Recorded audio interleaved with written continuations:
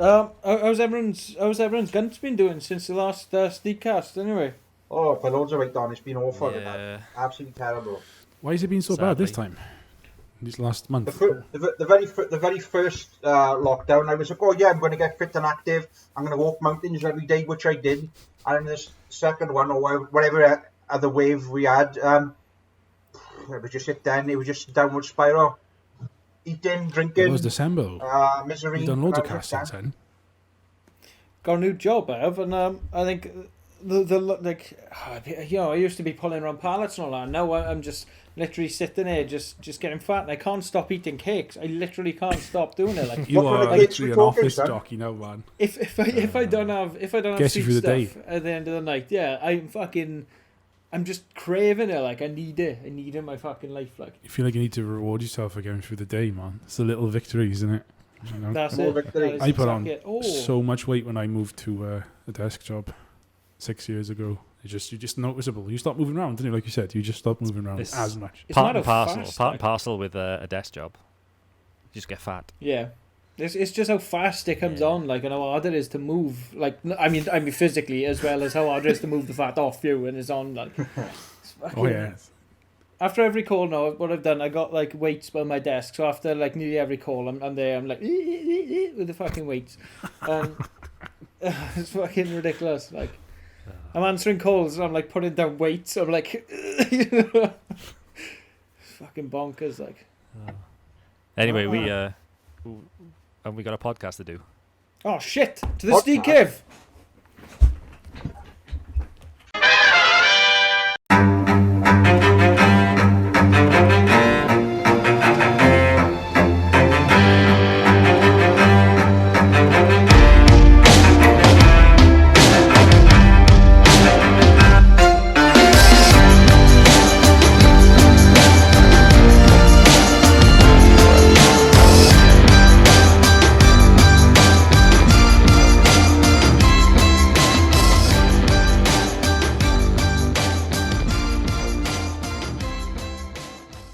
Hello and welcome to SteegCast, the podcast that achieves absolutely nothing once a month on various topics that we talk about. This month we're going to be talking about rated R superheroes and its respective TV shows and films, or a couple that we've chosen anyway. With myself today, I am joined by Mr. Sean, the Gene-clad Jenkins, Gareth, Ganman Burrow, Tom, Captain Punch, Cartwright, and myself, Richard Big Red Myrick. How are you all doing, boys? All Fantastic. Good. The Fat Gan man. All good. Been a while. Just like Aaron Turner songs and all them years ago. Yeah, it's been a while. It's been a while. Yeah, so since the last, what we did, Weird Internet was the last one we done. We did 3 years. Yes, Weird Internet. How have we all been? Anything exciting happen? Got fat other than that. Yeah. Done some gardening. It's Aaron Tell you Lewis, what- not Aaron Turner. Tell Sorry. you what, have you googled it? Did you just Google that? Yeah, because Aaron Turner's from Neurosis or something. Oh, you said So- the totally wrong name. Yeah, Yeah. I forgot to correct you on that one. Aaron Turner Stains. Do. Aaron Lewis of Stain. Aaron Lewis. Sorry, brother. Yeah, Turner. Aaron Lewis. Stains. I tell you, like, I'm wrong again. He's from Hydra Head Records and the band called ISIS. Aaron Not Lewis. from Neurosis. Aaron Lewis with the little, scum man eyebrow piercing, didn't he? Limp Bizkit metal, featuring I Aaron agree Lewis. with Yeah, Stains. that's right. Good lord. Yeah, since the last one, I can't remember if I mentioned the gardening business I got going on. I say it's a business, it's just gardening. But I thought I was doing all right, and I thought everything was growing well. And then I went to the garden centre yesterday, and You might just see quit. their plans. Did it just shit all over what you've done they for shit the past all year? over it. Like, their onions are actually growing. Christ. Yeah, it's hard work, isn't it? It's proper It hard is. work. I thought I was doing really well. Like, my peppers are coming up all right and all that. Tom I don't know, Pepper, your son? maybe we'll see some in future episodes. That'd be nice, wouldn't it? Tom Pepper. Pepper. Gardening cast. Have SteegCast to make gardening us a- special. You'll have to make us a stew out of your It's vegetables. taken over my. It has taken over my my days. Like, all I'm doing is watering. There's so many fucking plants and vegetables in the house. Like, that's all I'm doing. Well, son, if they stop growing, you can just pretend they're shallots. True. They've come out of a funny shape. They come out really round for some reason. These shallots. Yeah. I'll do that. I'll do that. No one need know. What else is what's everyone else been doing? You're not likely to run into any herbologists, you. Trying to pass off this very small onion as a shallot. Oh wait, why didn't you Thanks, enter one Charlotte. of those like those like competitions where you like grow the biggest pumpkin and stuff? What? Because I can't grow a stem. Never mind a fucking pumpkin. I can't grow weeds. Not with that like- fucking attitude you want, but you want to fucking get a plan in place. Go, I want a massive pumpkin, and then enter it into a competition. So I'm doing controlled experiments at the Massive moment. I got like marrow. six peppers growing outside, and with one of them, I'm adding coffee grounds when I finish my coffee. Then I got some in the porch, and I got some more peppers in pots, and I've got coffee grounds in one of them in there, and I've got a vivarium upstairs that's full of pepper pots as well. There's fucking hundreds Joseph of them. fucking Mengele over here. Like, fucking hell. Angel of death. Like, Who's that fella Jesus. that kept those women in that basement? That's more like that's it. Fritzl, those. Yeah, the only Yeah. difference is I give my plants light. Yeah. What So does if this you- do, son? Mushrooms are not growing in the dark, they're in cress and stuff. They grow What in the I pitched the cress? idea of mushrooms, but Sam won't have that yet. Unfortunately, I'll get the vivarium free out. Get some mushrooms on the go. Anyway, let's stop boring everyone. What, can I ask one more plant question? What's a vivarium? Where you keep a snake in? Okay, so you're growing like, it's like intense heat, like. Yeah, humidity, like pretty much Ah. keeps it all very humid. Oh, lovely. Oh, it's beautiful, son. This fucking conversation. My God. Right. I'm gonna go into the topic at hand, I think, before this turns into a gardening podcast. So we're here to talk about rated R superhero TV shows and films that are based off comic books, so graphic novels. So the reasoning behind picking this particular topic is that I think the rated R superhero shows depict far more realism than the PG-13 ones do. And I guess you could say, well, that's pretty obvious, but like, you know, they never give you any sort of what's the word? There's never any real danger in those. Even if you're watching cartoons, TV shows, films, whatever, there's never any real danger. The consequences don't matter. You know, by the end of it, they're all happy, and you know, there's a god amongst them, and then there's a normal human man who just got smashed around by this god, and by the end of it, he's absolutely fine. Is that Batman vs Superman? Possibly. Possibly. Yeah. What you just said reminds me of is the Future of the Left. There's a band called Future of the Left, and one of their songs, Robocop 4, I think. Fuck off, Robocop or something. But one of their Fuck off, lyrics are, Robocop. relax, no one dies. In fact, they're left improved. And what you just said just kind of rings Yeah. exactly true to that. Doesn't make sense though, because RoboCop is a hideously violent series of movies. So Would you debate that he's improved when he's actually a robot? That's off topic, I think so. no, he hasn't at all. They make it out like he has, but you know, he hasn't. It's a I horrendous. think his missus would agree, like. No. But yeah, the consequences of their actions don't matter in those PG-13 ones, and to an extent they don't in some R-rated films. You could say, and I think that's totally true. But I think that's just plot armor playing its part in a lot of cases. So I'm going to pose a question to the Steegs to start off. What film is considered the first R-rated superhero film? Oh, Now, I thought it was Watchmen, but I was told complete lies by someone who frequently tells me complete lies. So I'm not surprised that it's actually wrong. I'm gonna. No go idea. On, go on. Can I've I kick, no clue. Can I kick a guess? Can I throw my? Yeah, I'm gonna say for it, Spawn. Nope. You know. That's a good No. shout. Spawn is a good shout. Jackie Chan or something, does it, son? Now I will say, all three of you know this film, Is it and Batman? you've all, The original I can guarantee you've all seen this film. I think. Batman, does it, son? You say Batman with Jack Nicholson or Batman? Is it This is obviously a R-rated. comic? Right, they're 15s though. Those films. No, I guess yeah, but Was it's it like something? camp, isn't it? Was it a Toxic Avenger? It is. It's the Fuck, Toxic no Avenger. way. is considered the first R-rated superhero film Toxic? Wow. by a lot. I don't know if it's official, but a lot of people, that's what they consider it. I know we've seen the film because we watched it over Sean's. I'm sure. Do Cracking. you Do you want to give just a brief explanation of that film, because it's just mental? So, Toxic Avenger is it's a film by a studio called Troma, which is now basically just a genre of really bad horror movies. Toxic Avenger was one of, I don't know if it was one of their earlier ones, but it was one that blew them up essentially. 84. It's out. 84, Jesus. Yeah. I can't think of the guy's names. One of the guys, Lloyd Kaufman. I can't think of the other dude's name, but yeah, it's just like it's a spoof on superhero movies. Essentially, little nerdy guy falls into toxic waste and becomes this hideous monster and just puts everything right with the world. Really, lots of ridiculous gore and tits everywhere. If you're gonna watch it, don't watch the sequels. There's 4 of them and they're all horrendous. It's kind of like an Evil Dead version of superheroes. Perfect way of saying it. Absolutely, yeah, spot on. Is Toxic Avenger a superhero? I suppose he is. He has to be with the name. He's an Avenger, isn't he? It's what people consider to be the first R-rated superhero film, which is I find quite comical myself, because that film's dreadful. It's bad, like. No, they get worse. They get so bad to the point where they're not even fun to watch. One of them goes to Japan, which is quite funny, and the other one he like fights like the devil, Satan, and it's just like.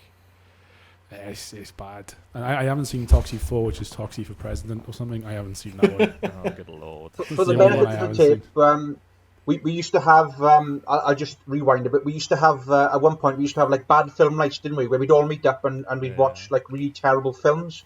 And I think that was probably one of the first ones we did as that. It was the very first one, yeah. Yeah. Was it the very first one? It was. It's on Amazon Prime as well, Toxic Avenger. Should anybody fancy watching it? There you go. It's a terrible film. I don't expect some people to make it all the way through that film. I'll be honest. They'll turn it on and go, why did they recommend this film to us? I wouldn't even say we're recommending it. I would recommend it wholeheartedly. Oh, Jesus. Oh. So off the back of that then. off the back of that question, I got a second one, and this one is I reckon you'll get all of these, or maybe all of them. So, how many R-rated superhero films can you name? All the way back since Toxic Avenger. Christ. Does RoboCop count? It does. So RoboCop 1 and 2 then? Yeah, There's so 2. like I would go on just say franchises rather than just go. Okay. With, is it good to be R-rated? So we're talking in this country 18 rated, yeah? Yeah, it'd be 18, yeah, in this country. Watchmen. Yeah. 300. Spawn was 15, I think, wasn't it? 300 isn't considered.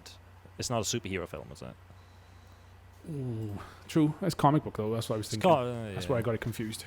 Can I get clarification on the age of Spawn? I don't know why it's in my head that it's a fucking 18, but it's not. Absolutely terrifying when we were a kid, wasn't it? It's early 90s, isn't it? 12. Spawn. It's a 12. Yeah. 12. Jesus. So interestingly, Spawn is on the list. PG-13 in IMDb of R-rated films. Interestingly, there we go.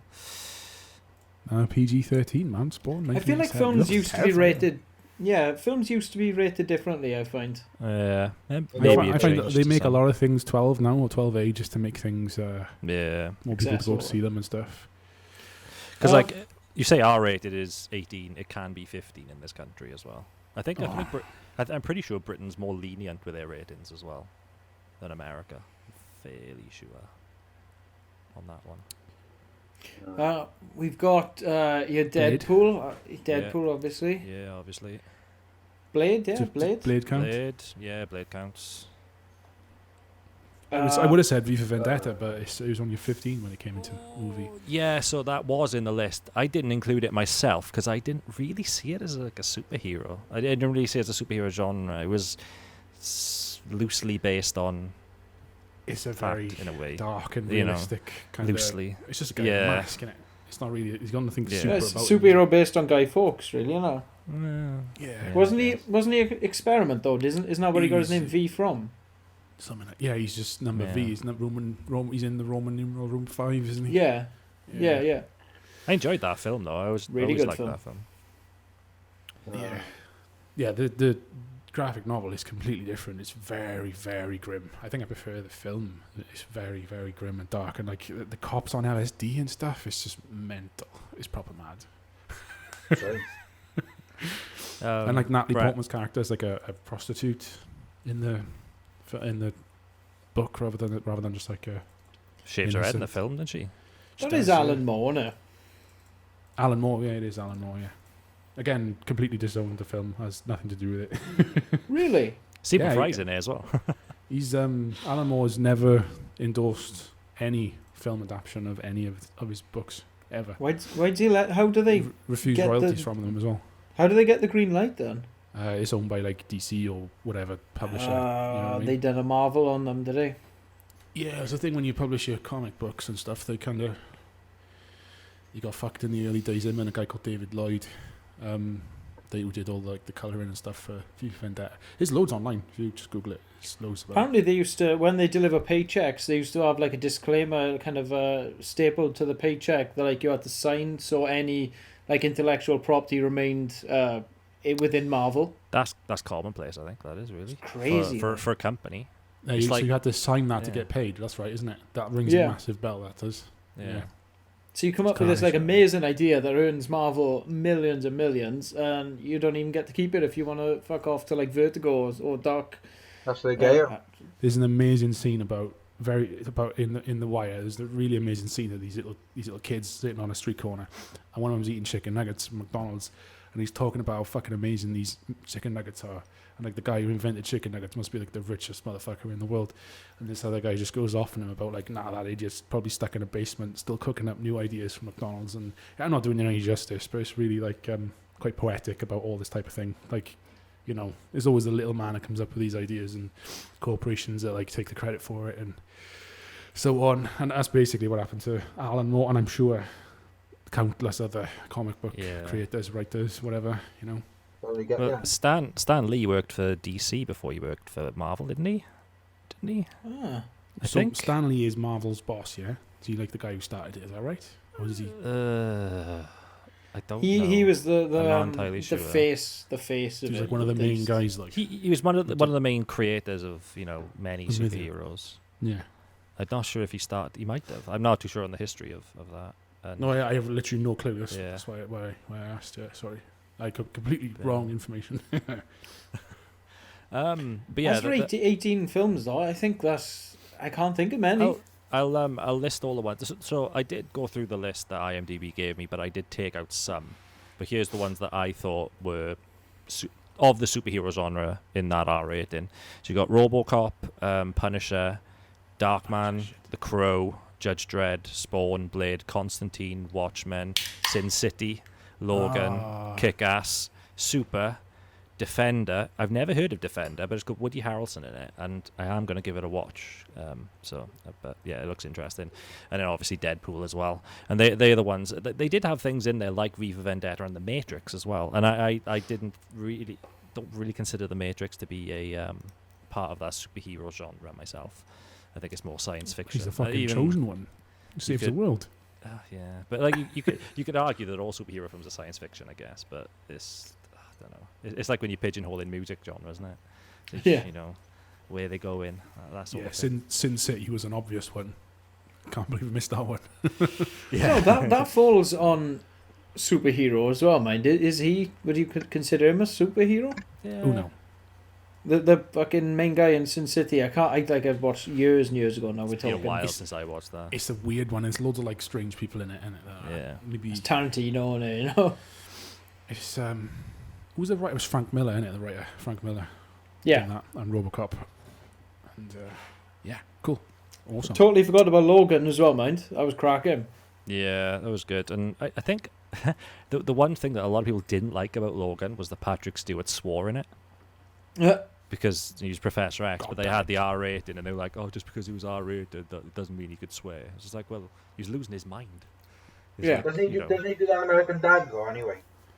No, I don't think it wasn't that it was Patrick Stewart swearing. It was that it was Charles Xavier swearing. Oh, I got you. Okay, You know, the character. Yeah. It was like Charles Xavier wouldn't say that. It's like, well, yeah. I thought he was referring to the actor himself, sort of. Yeah, yeah. He I'm said- a thespian actor. Doesn't he He swear in says all extras? sorts. Patrick Probably. Stewart. He says What all about his sorts. rant in Ted, Rich? That's quite funny. You remember the little rant he has in Ted? Is that the one with the Apache helicopter? at the Yeah, end that of it? one, yeah. I like that, yeah. I think it's the introduction to it, possibly, you know. I think it is. I think that's a very introduction to it. Seems Is to be Ted a superhero film? He seems, no. I don't think so. Right. So I got a little bit that I've written out for this cast. I kind of explained it already, but I'll read it out Wait, anyway, one? just so it ties everything in for what to expect on this cast. So, the theme of this cast, even though we're looking at R-rated films and 1 or 2 TV shows, is how different consequences are in R-rated films and how they should be more highly regarded than people give them credit for. As a superhero genre as a whole, I avidly watch every Marvel and DC film that comes out. If there's a new TV show based on a Dark Horse comic I've never heard of, I'll check it out. I'm just a sucker for this particular genre of film and TV. However... I saw you coming, son. Yeah, they did, but there's one thing that annoys me more often than not is that these films and TV shows is that the heroes never really deal with consequences. There are exceptions. Like you can look at Avengers Endgame, for example, and spoilers ahead if you haven't seen Endgame, it's been out for fucking years now, so it don't matter.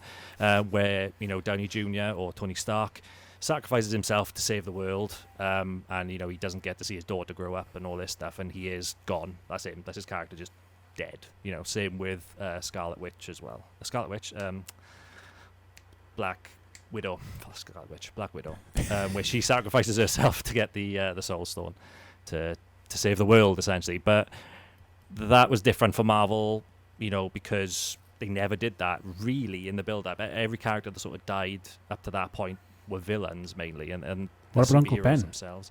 So hang on now, right? So backstories, tragic backstories are like a staple of superhero films. Parents die, thingies die. That's fine. They got to Like deal with X-Factor. that. But it's not consequences. You know. It's like Miami Ink, innit? Why are you getting this tattoo? My pit bull died. Oh, yeah. This was a different beat for Marvel, as they'd never done anything like that. The casualties were mainly villains. But this was a huge one because it was Downey Jr. and it was a massive deal, you know, and he arguably should have at least been nominated for an Oscar for his performance for portraying that role for so many years. But the Oscars are corrupt as fuck. I think it's safe to say in every comic franchise, heroes die and come back from the dead more often than not. And although that initial issue is where Batman dies, would sell a ton of comics, DC aren't going to send the Golden Goose to the grave forever. Films and TV shows, however, can't really do this. Not so much as they can't, but as in should. In some cases, the stakes are high, but the plot armor just totally outweighs it. Countless times in modern-day superhero animations where heroes should die or be wounded to a degree they can't keep doing it, but no. A prime example of this, I watched the Wonder Woman animated film Bloodlines, and spoilers ahead, in the final fight against Medusa, she blinded herself to stop herself getting turned into stone. She was blind, and in true comic book fashion, Silver Swan, redeeming herself, helped her fight off Medusa and save their mascara. And given DC's animation record, I thought this might be a different arc. You know, Wonder Woman goes on, she's blind, and she gets a protege or whatever. But no, they magically get healed at the end, and her vision returns, you know, and that was that. So yeah, on to our subject at hand, and the first part of this probably just throws everything out the window that I've just said, because it's about Deadpool. And he completely shits all over that narrative. So, yeah, we're just going to go into Deadpool straight away. So, you guys have all seen Deadpool, yeah? Nope. Yeah. Yeah. Oh, you haven't seen Deadpool. Only the first one. Only the first. That's fine. We'll mainly be talking about the first one anyway. Touch on a bit in the second one. Well, it's not so much film-wise as in character-wise, I guess. It's so for those who don't know who Deadpool is, I'd be surprised if you don't at this point, given how popular he is these days. So he debuted for Marvel Comics in New Mutants 98 in February of 1991. He was originally depicted as a supervillain, and he was a parody of DC Comics' Deathstroke, because Rob Liefeld just really liked the character Deathstroke and wanted his own version of it. And you got Deadpool's real name is Wade Wilson. Deathstroke's real name is Slade Wilson. So yeah, it was a parody, but he wasn't like a comic relief character. Deadpool's very much so a comic relief character. I say comic relief. He's a main character, but always the comic relief main character, that sort of thing, you know. I thought that he was like an amalgamation of. You're going to go into this, you know. Go on, carry on. I thought he was like an amalgamation of Wilson and Spider-Man. Spider-Man was personality-wise. Yeah, so Spider-Man was one of Rob Liefeld, like his favorite characters as well. And at the time, Rob Liefeld, basically every comic at that time was competing with Wolverine and Spider-Man. So he said, any opportunity I get to tie my comic with one of them, I will absolutely do it. So eventually, like, he had that sort of personality of Spider-Man. He wasn't always like that. Like, when he first started, he was just a killer. That was it. You know, he was a killer. But yeah, when they introduced him into the Wolverine universe, then he was part of the Weapon X program. He was given the same or similar healing, regenerative abilities as Wolverine. And that basically brought him into that universe. So that's what Rob Liefeld wanted was that example. Since I've touched on it already, his powers are he basically cannot die, and this is why I said that he kind of shits all over my sort of point of this podcast is consequences of actions, because you know, if he gets his arm cut off, he can just put it back on. It's just, you know, or grow a new one or whatever. There's a comic book called X-Force a couple of years ago, and he got blown to smithereens, quite literally, like splattered everywhere.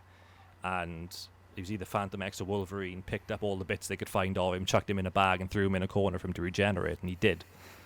just because his cells are like hyper healing.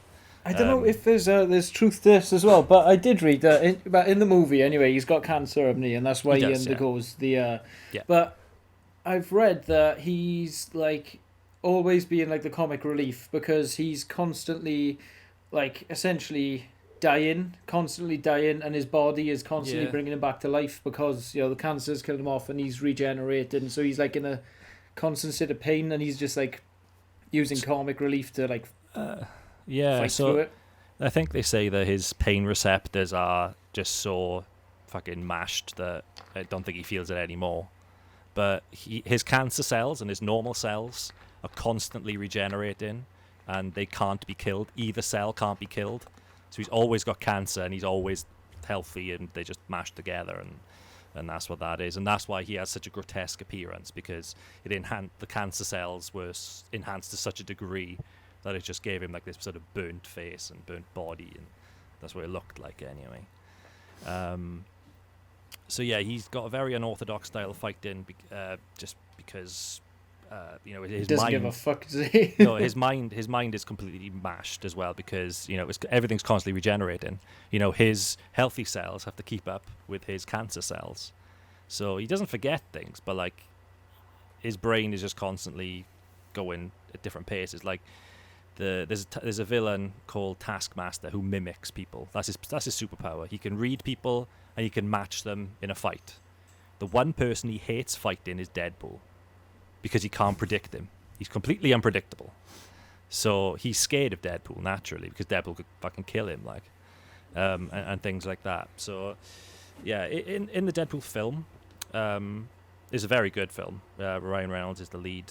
I guess the consequences and the stakes are, you know, it's the love interest, which is obviously a classic comic book trope, where he's got to save Vanessa from Ajax in the end, where they're hanging on a helicarrier. And if you do see the end of Deadpool, like I said, this throws my consequences of actions completely out the window, because the ending is so unrealistic, you wouldn't believe it. Where he puts her in a pod, throws her off the helicarrier, while this is like just like a sort of hard plastic pod thing, and it smashes to the ground, and he pulls her out, and she's all right, you know.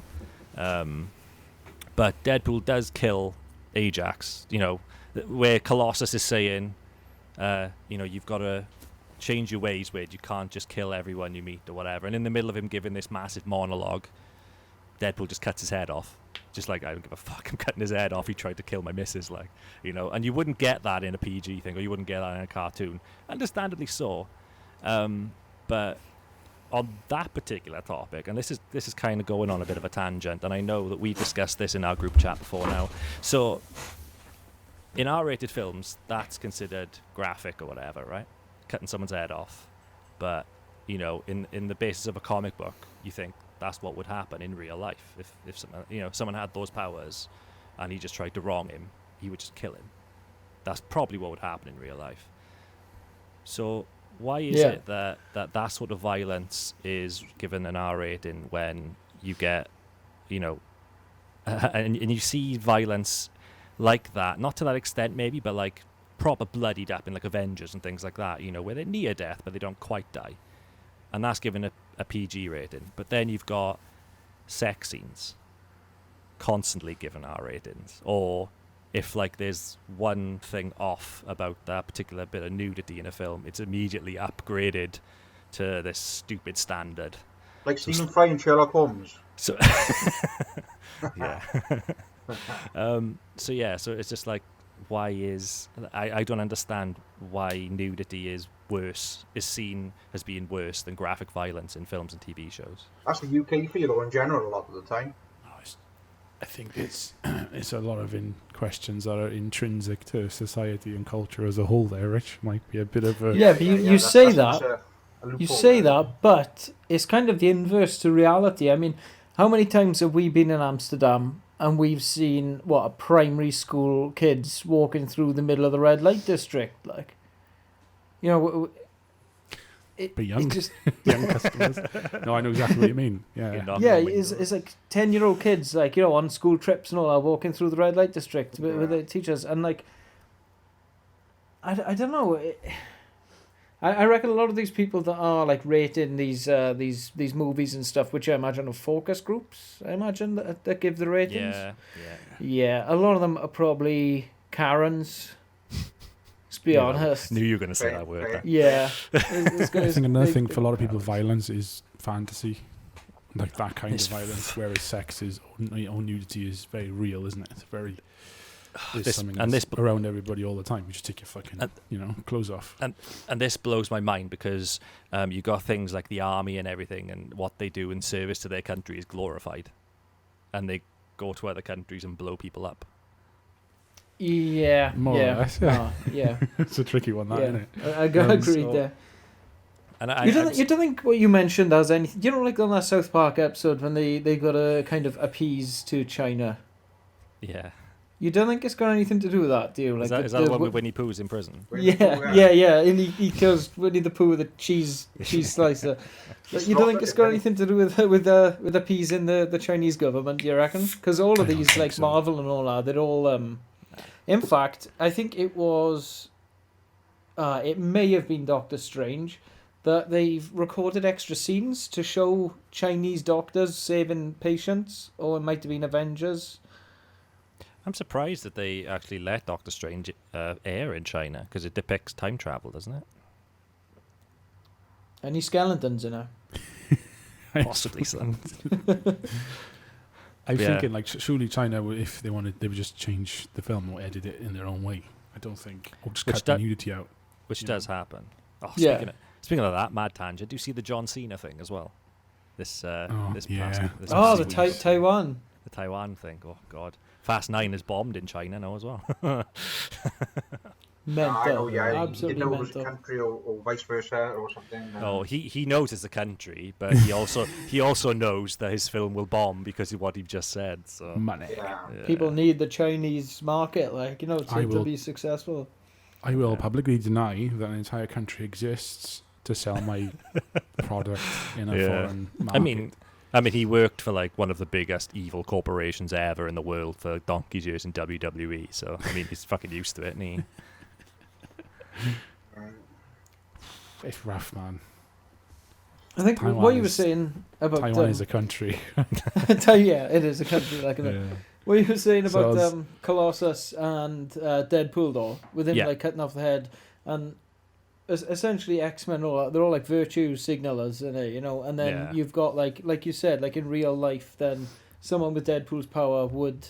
Like, can you imagine, I don't know if this will translate, but can you imagine someone from the Gurnus with Deadpool's power? slamming white lightning down them. They just sit there and just. What's that film with Will Smith in it? Hancock. Isn't he drunk? Hancock. Yeah. Now, The drunkard.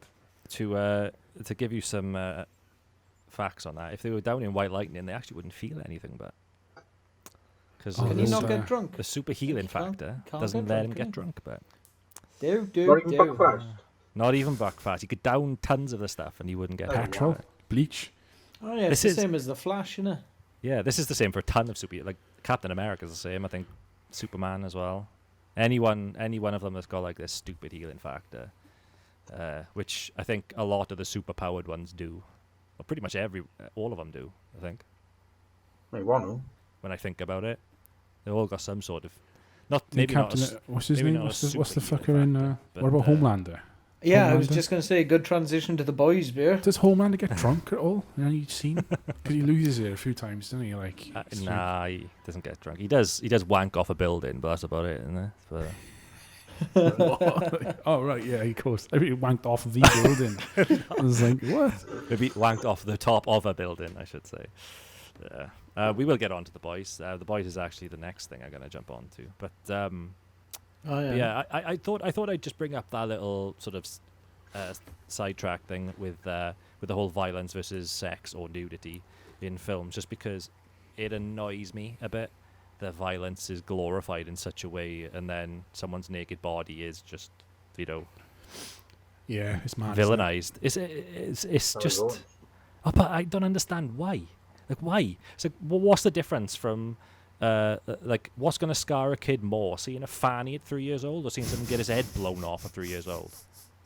Well, they shouldn't be watching Deadpool when they're 3 years old.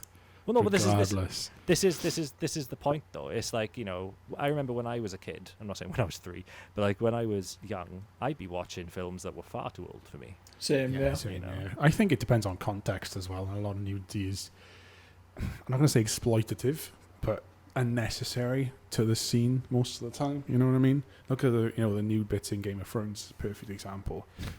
Yeah. They didn't need to be there at any point. You know what I mean? Like Oberyn Martell's orgies. Why open a scene? They furthered the story, son. Yeah, but you could have had in there lying there with like 6 women and men around him, all just lying there having a Game of Thrones version of a fag. They didn't need to start the scene like with 8 people bumming each other today. You know what I mean? And then having someone walking in going, "Excuse me," now they start the scene. It's yeah. So it's not. I suppose it is almost borderline exploitative, but like it's not necessary in a lot of cases. So like there could just be implied. Like. Yeah, there's films with nudity in it that aren't like R-rated or whatever, but they tend to be like not artsy films, but just like. I don't know. I can't think of an example now off the top of my head. Wasn't it Psycho? Psycho, the movie Psycho. There was no actual violence. It was just implied violence. That's a very good example. It's all fucking, "I'll get you, you bastard." Yeah. It isn't, but you know what I mean, don't you? No. Yeah, another one like that. That's good. Is tricky subject, Roman Polanski, with Repulsion, one of his first films, Repulsion, with Catherine Deneuve. Yeah, I can't remember. No, fuck you saying name.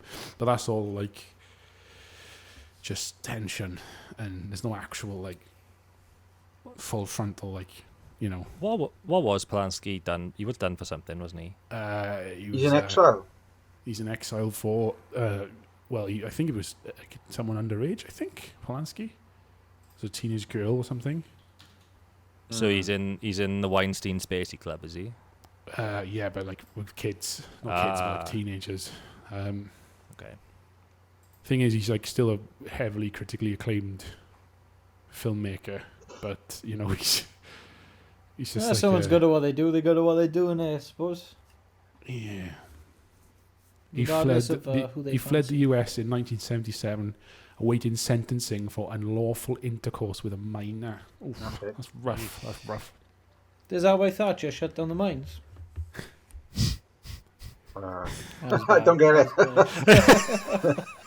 There we go. Jesus. But he's still making films. He did An Officer and a Spy. in 2019. So he's still making films. I think he lives in Switzerland. He's married to Sharon Tate before she was murdered by the Manson family. Yeah, it's as referenced in Once Upon a Time in Hollywood. Yeah, I still haven't seen that. I want to see that. Good film, very good film. Heavily recommend. What's next, Never Rich? killed anyone. Yeah, just sorry on the I have to bring it back to Deadpool. Jesus. But yeah, so Deadpool, he did make his first appearance on screen in 2009's Wolverine Origins. Someone else played him, didn't God. No, Speaking no, of no, Game of no. Thrones, Right, who right. made that film, Rich? Yes, this is what I was going to bring up actually. So D&D from Game of Thrones. What are their names? David. Something something. Benioff and D.B. Benioff. Weiss. DB Weiss. People that's kept the one. saying that they hate D&D, and I was like, what did... Yeah, have you ever even played it? You give it a chance? Like, it took me ages to fucking click. Like, anyway, yeah, sorry. Yeah, so they were they wrote the script for Deadpool, right? Not Deadpool, for Wolverine Origins. I think so, yeah. I think it was I think their adaptation. Origins. So, like, for people who said that they had full confidence in Game of Thrones being good. Oh, it was just one of them, Benioff. So he was the bright spark that decided to sew Deadpool's mouth shut in Wolverine Origins, which is probably the worst thing you could do with Deadpool because his biggest tool is his mouth. And he just shit talks everyone. Ryan Reynolds did play him in that film. And I'm sure a few people who are listening to this cast have seen this film. It was out in 2009. And he reprised the role in 2016 when they released the first Deadpool film. And they done it justice. You know, Tim Miller directed it, and it was just a really good. Did they like retcon the mouth stitches at all? Like it was the same actor? Yeah, they did. Yeah.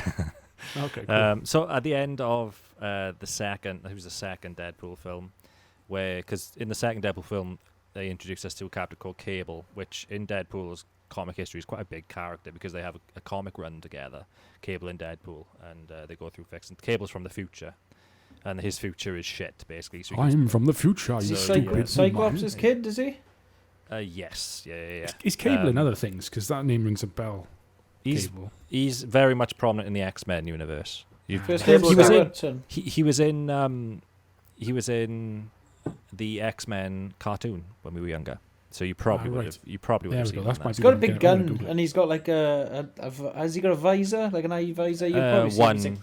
Yeah, one. Yeah, One eye. classic futuristic looking dude. Like, Yeah, but he comes back in time because he's got I think in the second film he's got to kill Deadpool originally, but then he doesn't. But because he's got a time machine, by the end of the film, him and Deadpool have like made amends, and he steals the little time portal thing that he has, and he goes back and he basically shoots Ryan Reynolds in the head before he accepts the role of Green Lantern in the DC comic because that film was fucking dreadful. And he goes back and he kills Deadpool from Wolverine Origins in front of Wolverine. Obviously, it's all like green screen done and stuff like that. So it's very much a Deadpool thing to do because Deadpool loves to break the fourth wall.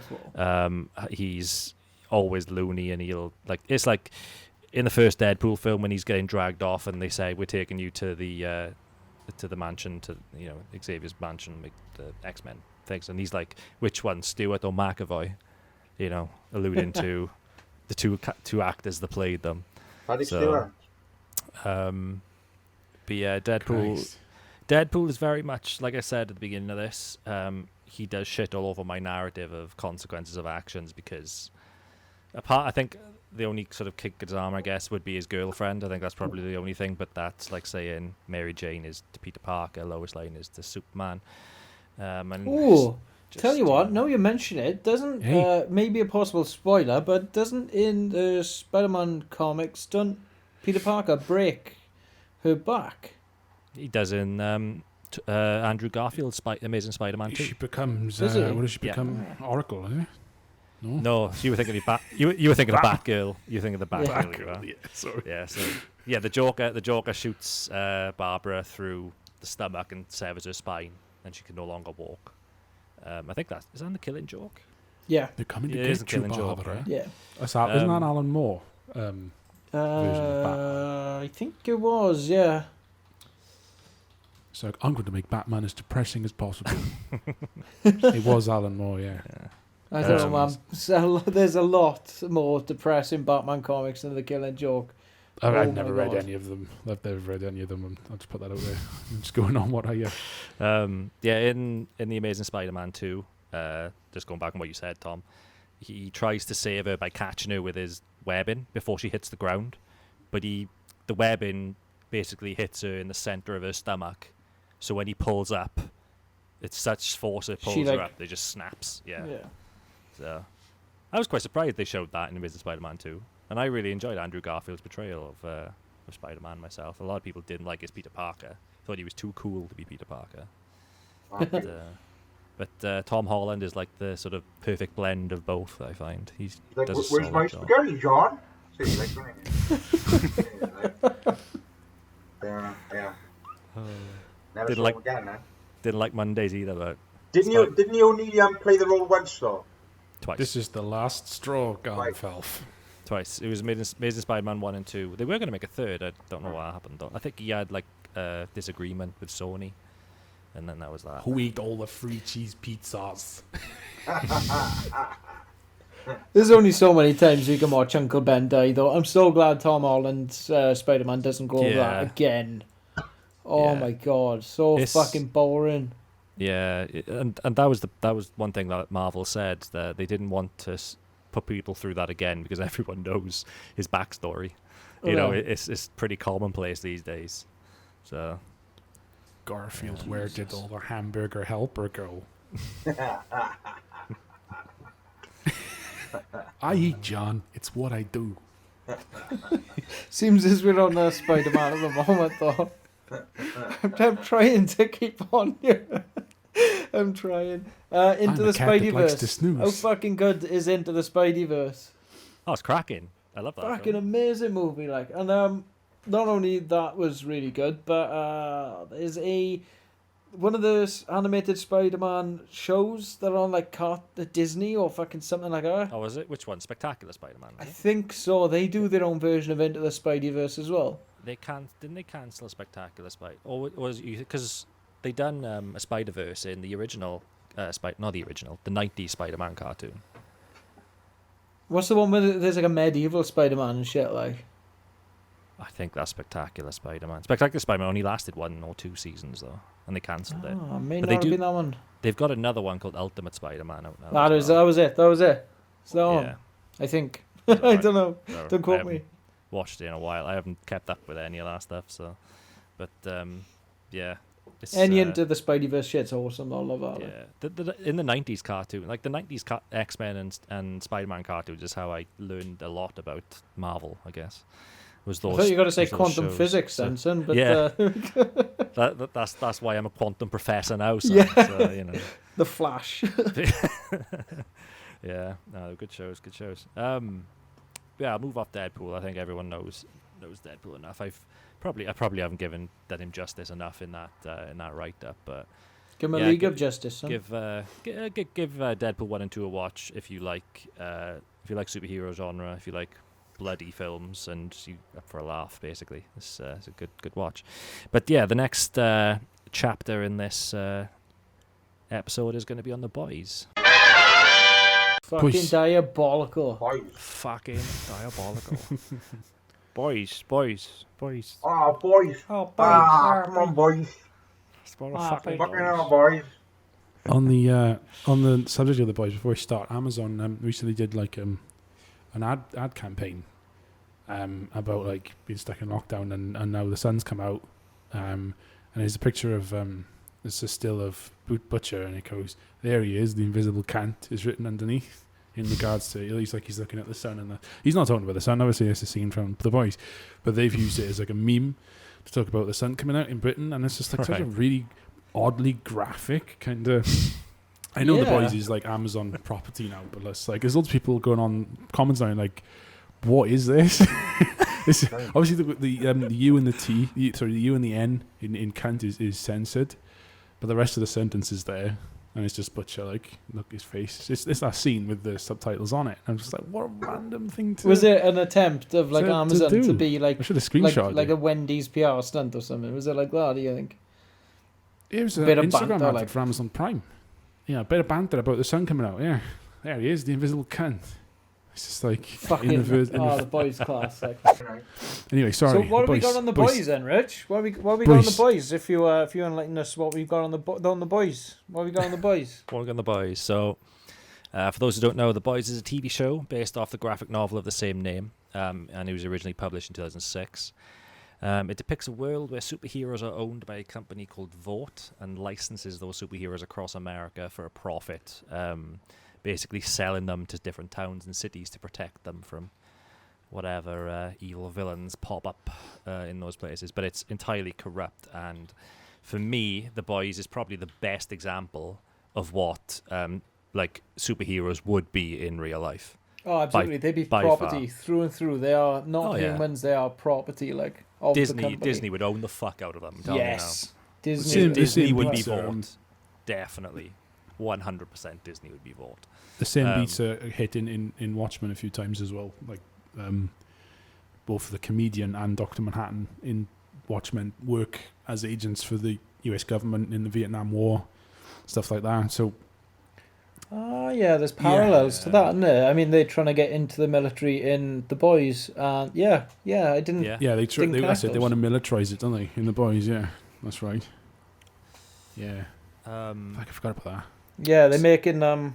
Well, just to explain everything, they've got this compound called Compound V, which they give to babies, and that gives them the superheroes. So they own them essentially from birth. So Yeah. what they are doing to kind of give the incentive to militarize them is going over to places like, I don't know, Iraq, for example, and dosing up people over there with this compound. They'll give them superhuman powers, and then they're killing them on camera. They're like... they create their own terrorists, essentially. As well. Yeah. You know, with Compound The V. Battle Royale situations, you saying? Not No. really, no. I'll get me caught. No, not really. Okay, I'll get me caught. But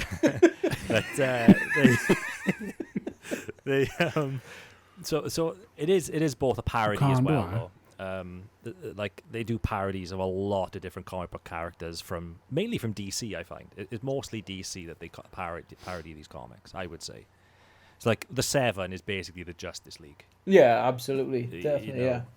You've more got or less, Maeve, who is Wonder Woman, Homelander, who's Superman, Aquaman. Black Noir's Batman, the Deep is Aquaman.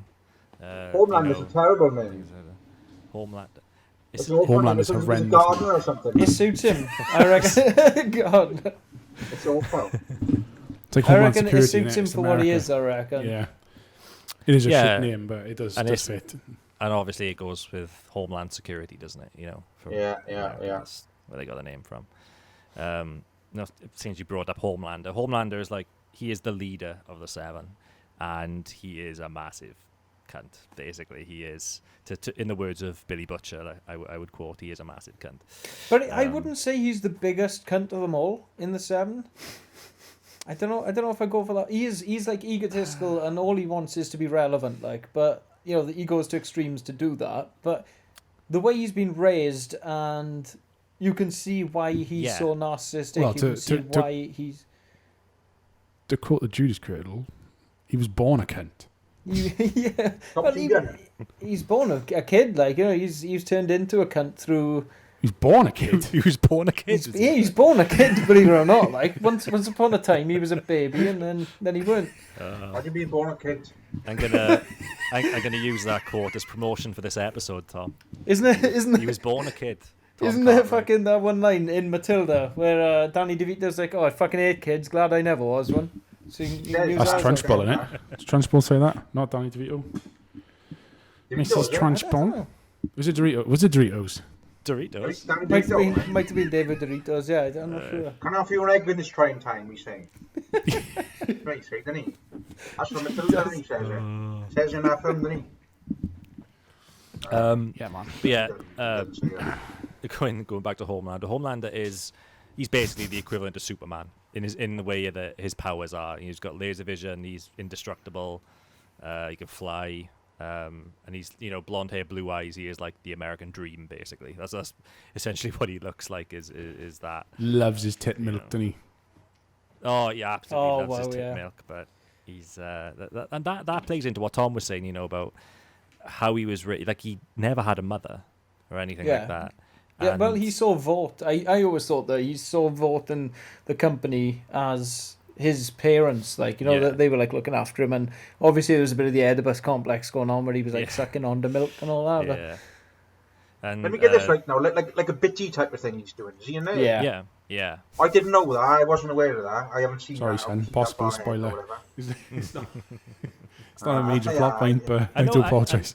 I know you have made a start. How far did you get into The Boys, Garrett? One episode. One, is it? One episode, yeah. Okay. Spoilers I had then, but well, it is fine. I don't mind talking about it at all. It'll, if anything, it'll all make sense to me when I watch it. What we've spoke about, it's fine, no problem. You continue on with whatever you want to speak about. No, unless you're worried about spoilers for our audience, then it's no problem, really. I do apologise if anyone does get offended or spoilt by anything that Richard might have said. You ruined Endgame for me, so I now have to never watch any of those films. I have a reason to do it now. Sure. And you were planning on doing that this weekend, I know. I know. Yeah. Massive binge session. I'm gonna steer clear of sort of season 2's big reveals, I guess. Season 1's fair game, I think, but season 2. Yeah. So can I just ask then? That's because the season 2 big end was quite recent, was it? So it's still quite fresh. It is. I was going to do a bit on season 2 on some of one of the characters, but I won't now. I'll keep that for another time. No, you can keep like the I think that character that you're referring to. I'm guessing it's Stormfront you're referring to. I thought she was done really well. I gotta say, I did like. You've seen it all now, Tom. Season 2. I got a cat. I've seen all season 2. I think you can talk about stuff. Well, you say Homelander is the biggest cunt in the 7. I think Stormfront is probably a bigger cunt than Homelander. They're on par, really, aren't they? He meets his match in Stormfront. Yeah. Kind of, yeah. But like, she knows how to be relevant, or she was like 2021, Yeah. Incarnate, like, she was the influencer. She was the one that people thought was down to earth, but was. Might have to bleep that one, son. I think that was spoilers. I shall. Clues in the name, really. To be honest, kind of saw it coming. Oh, fuck me! Well, it's fucking stormtroopers, Yeah. Starbush Stormfront is a very like if it was a black metal band called Stormfront, my suspicions would be. They were very ambiguous my about sense would be tingling. They were very ambiguous about what her power actually was, though, and they all the way throughout, like, you never truly knew what she could do, like. No. She's just strong as fuck. I can't really remember. She was strong. Yeah, she could fly. She could summon electricity. Yeah, and oh, there we go. She's kind of like that bird from Halle Berry, innit? What was her character? Storm. Is it Storm? Yeah. There we go. It is Storm. Right, original name. Yeah. So yeah, it could very well be just based off Storm. Just a shit-faced version of Storm, basically. What I was kind of gutted about, I suppose, and I enjoyed it as well, was like in the comics, obviously, Simon Pegg is Huey. Like, his character is based on his the main guy. Yeah. Well, not even to the point where there's a foreword in the comics by Simon Pegg, like, and they said, you come up to him and all that. It's proper based on it. But I like that they kept him in the TV show, but his character was kind of like a wet, he was irrelevant. It didn't really need. Huey's dad was. He was bad, like, he was just a bad character, and that kind of sucked. Like, I thought they'd give Simon Pegg more of a relevance.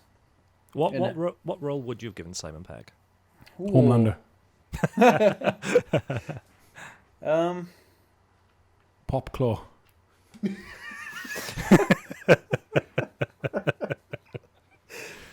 I won't say for spoilers, but Pop Claw is one of my favourites for several reasons, which will become apparent as you watch the. Is that spoilers? Can we go into that? Pop Claw season 1, man. I think you can. I know, but Gareth hasn't seen it, and I don't want to ruin it for Gareth for the topical She's thing. riding him right up there, though, isn't she? Riding him right up there. Oh, God. Fucking hell, what a way to go. Simon Pegg, though, no, I don't know. I don't know who I'd give him as a character. I just I would have liked to have seen him as Huey, but as he said, he's just too old for it now. The accent doesn't do it for me. I don't know why. When I watch Simon Pegg, I can still hear his normal accent, even though he's put an American accent on. He could put the best American accent on he wants, but I'm still watching it in Simon Pegg's accent, if that makes sense. I know what you mean. I sound weird, like. No, I know exactly what you mean, but Yeah, when I'm looking at him and I'm seeing his mannerisms, the way he's talking, I'm still hearing his normal voice, and I can't put the two together, and it spoils it for me. And I'm very sorry if Simon Pegg gets offended by that. It's nothing to do with his accent. It's just the fact that I can just hear his voice even when he's not doing it. It's that's how it is. That's how it goes. son, you've just Those ruined our are chances so of his ever mannerisms. interviewing Simon Pegg now. But I hate to break it to you, we'll never interview Simon Pegg now. Well, I don't mean any offence. He does do a very good No, I accent. know what you mean. It's just I know what you I can still hear his voice. It's the Simple as same. that. It's the same when he plays Scotty in Star Trek. I think it's the same thing. Yeah, Like, yeah, exactly. He does Yeah. do a Scottish accent, but I can still hear Simon Pegg. He does Yeah. a Scottish accent better than the American one, I've- for sure. I've- The Scottish Yeah. one's good. I've seen too many episodes of like Spaced and stuff, and I know his kind of way of acting, and I know his mannerisms and stuff, and I just kind of, Yeah. I'm still hearing Those it. are Like. so his mannerisms.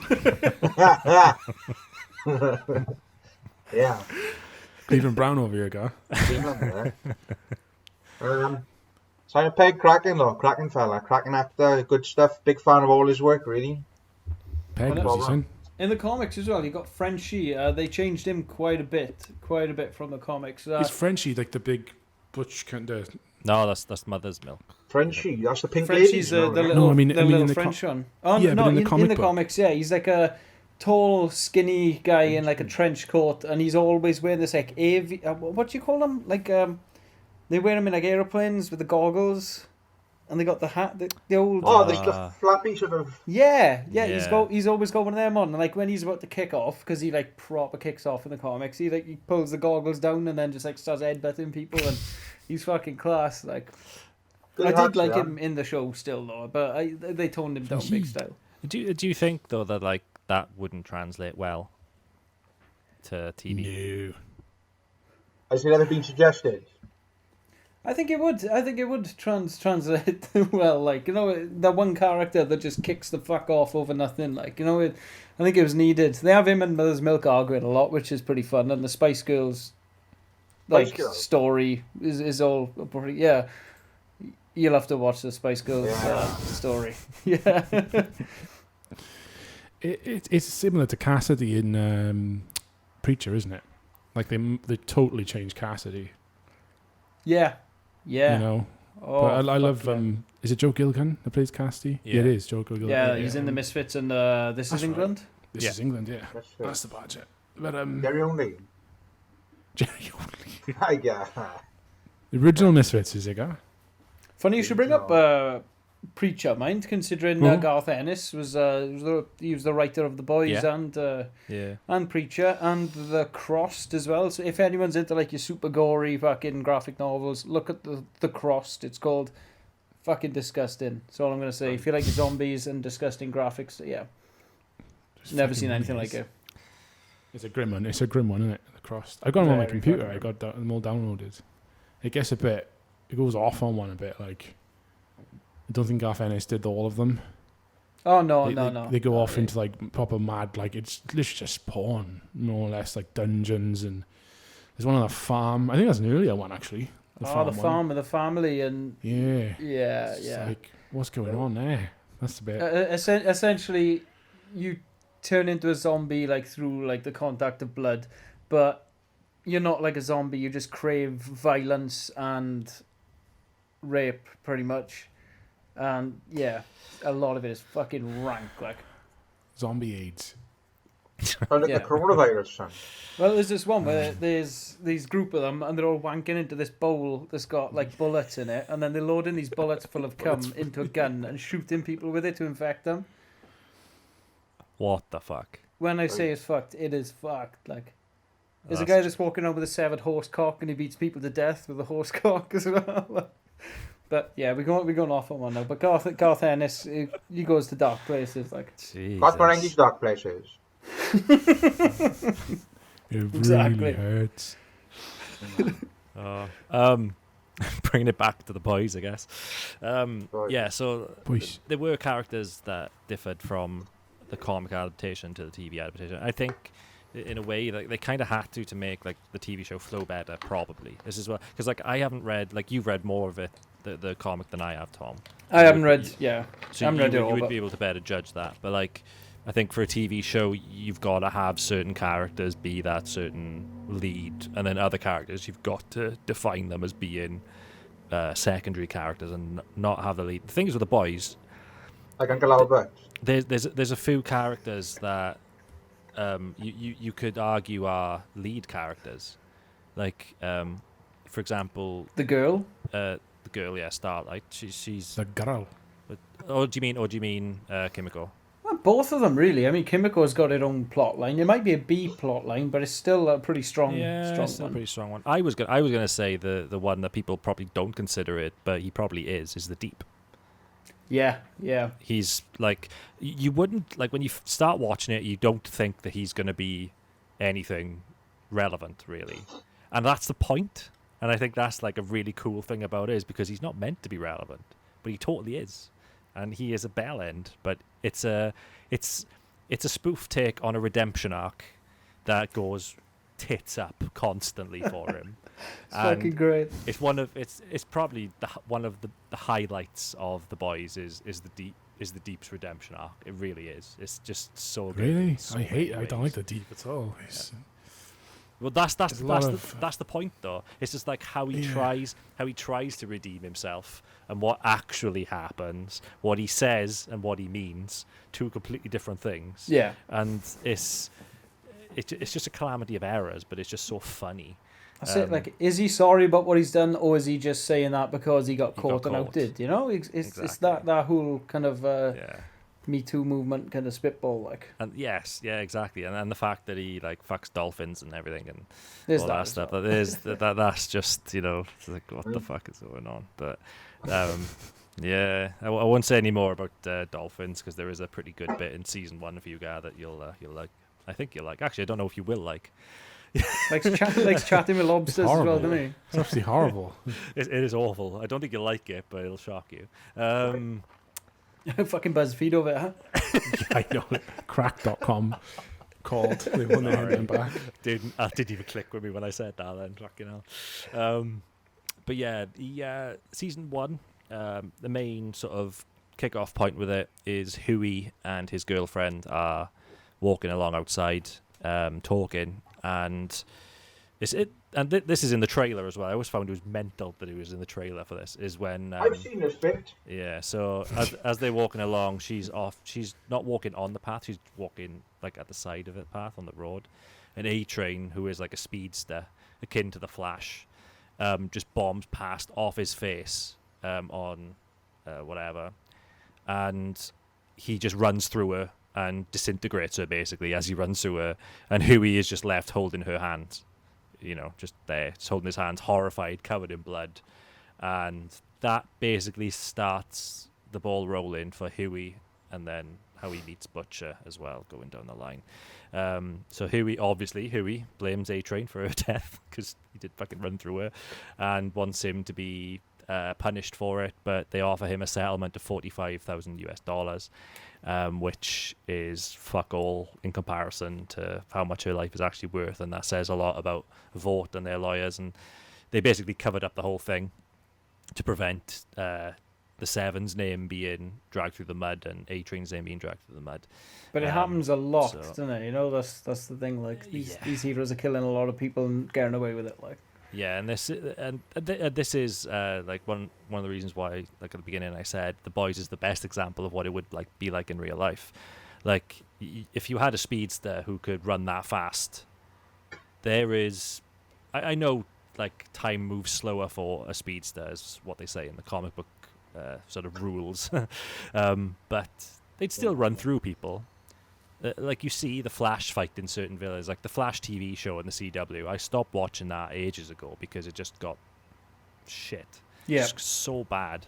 Like, you know, they had the first season and second season were decent with Reverse Flash. Reverse Flash was a great Thorn, was villain. it? And, Yeah, that was really good. I enjoyed that. Was that. good. But after a while, it basically became Flash and friends. Let's talk in the hallway and sort this out with the supervillain. That's basically what it ended up like. But you always think that the Flash, like, look at what A-Train did. He just run through someone. If they wanted to stop someone, why didn't they just always run through people? You know, as a speedster. Like, the Flash wants to stop someone, just run through him. It's like you're faster than him. Why are you getting your ass kicked by this guy? Just dodge it. You can run. You can literally run faster than the speed of light. So fast that you can travel backwards and forwards in time. You can pass through walls. You can vibrate your molecules so you can go through walls. And then, you're getting your ass kicked by, like, Joey Thug down the street. Like. Yeah, some guy with a wand that controls the weather. Oh, yeah, big fucking what? Before he presses the button, just go and take it off him. You know, and that's sort of plot art. I guess that sort of comic book as a whole is you know, its flaws, I guess, you know. Sometimes you make people too powerful for their own good. Superman, prime example. He has kryptonite. That's the only thing that can kill him. But other than that, what kills him? Nothing, practically. Isn't it? Don't they drop a nuke on him and he only regenerates when he gets rays from the sun? Sun, yeah, the sun. The sun is what gives him his power, basically. Because there's Loves the D, like. It's the Flashpoint. The Flashpoint arc where Flash goes to a different timeline, and when Superman fell to Earth, instead of him falling and getting brought up as a human by the Kent family, he's captured by the government and locked away. And when they eventually take him out, he's just really skinny, like looks ill, basically. That's in Flashpoint. Oh, I haven't seen that one. So actually, that's a DC animated film that's really good. DC animated films are usually very graphic in their violence and stuff like that. That's good. I would definitely recommend watch Flashpoint, along with From Under the Red Hood as well, which is about Jason Todd and Batman. Jason Todd, who used to be Robin, who's killed by the Joker. I do have a comic where Superman comes down and he gets knocked off course and he ends up in Russia and he's raised as a comrade. Yeah. So there's Comrade Superman and then there's Comrade Batman. Yeah, there is. Class, yeah, like. They've made animated films for that as well. Is there a film of that? Called The Red Sun, I think. Brilliant. So, yeah.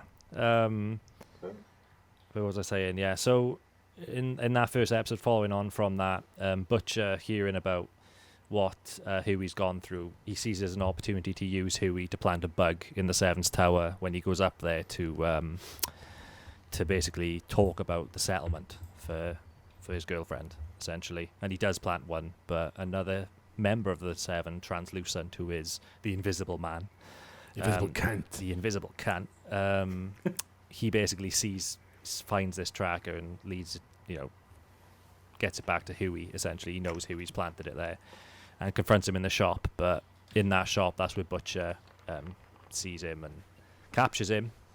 And I won't say what happens to Translucent, just because you're going to be watching it next, guys. In the next episode, you see what happens. That's right, though, guy. That's what you saw in the last episode. Yeah.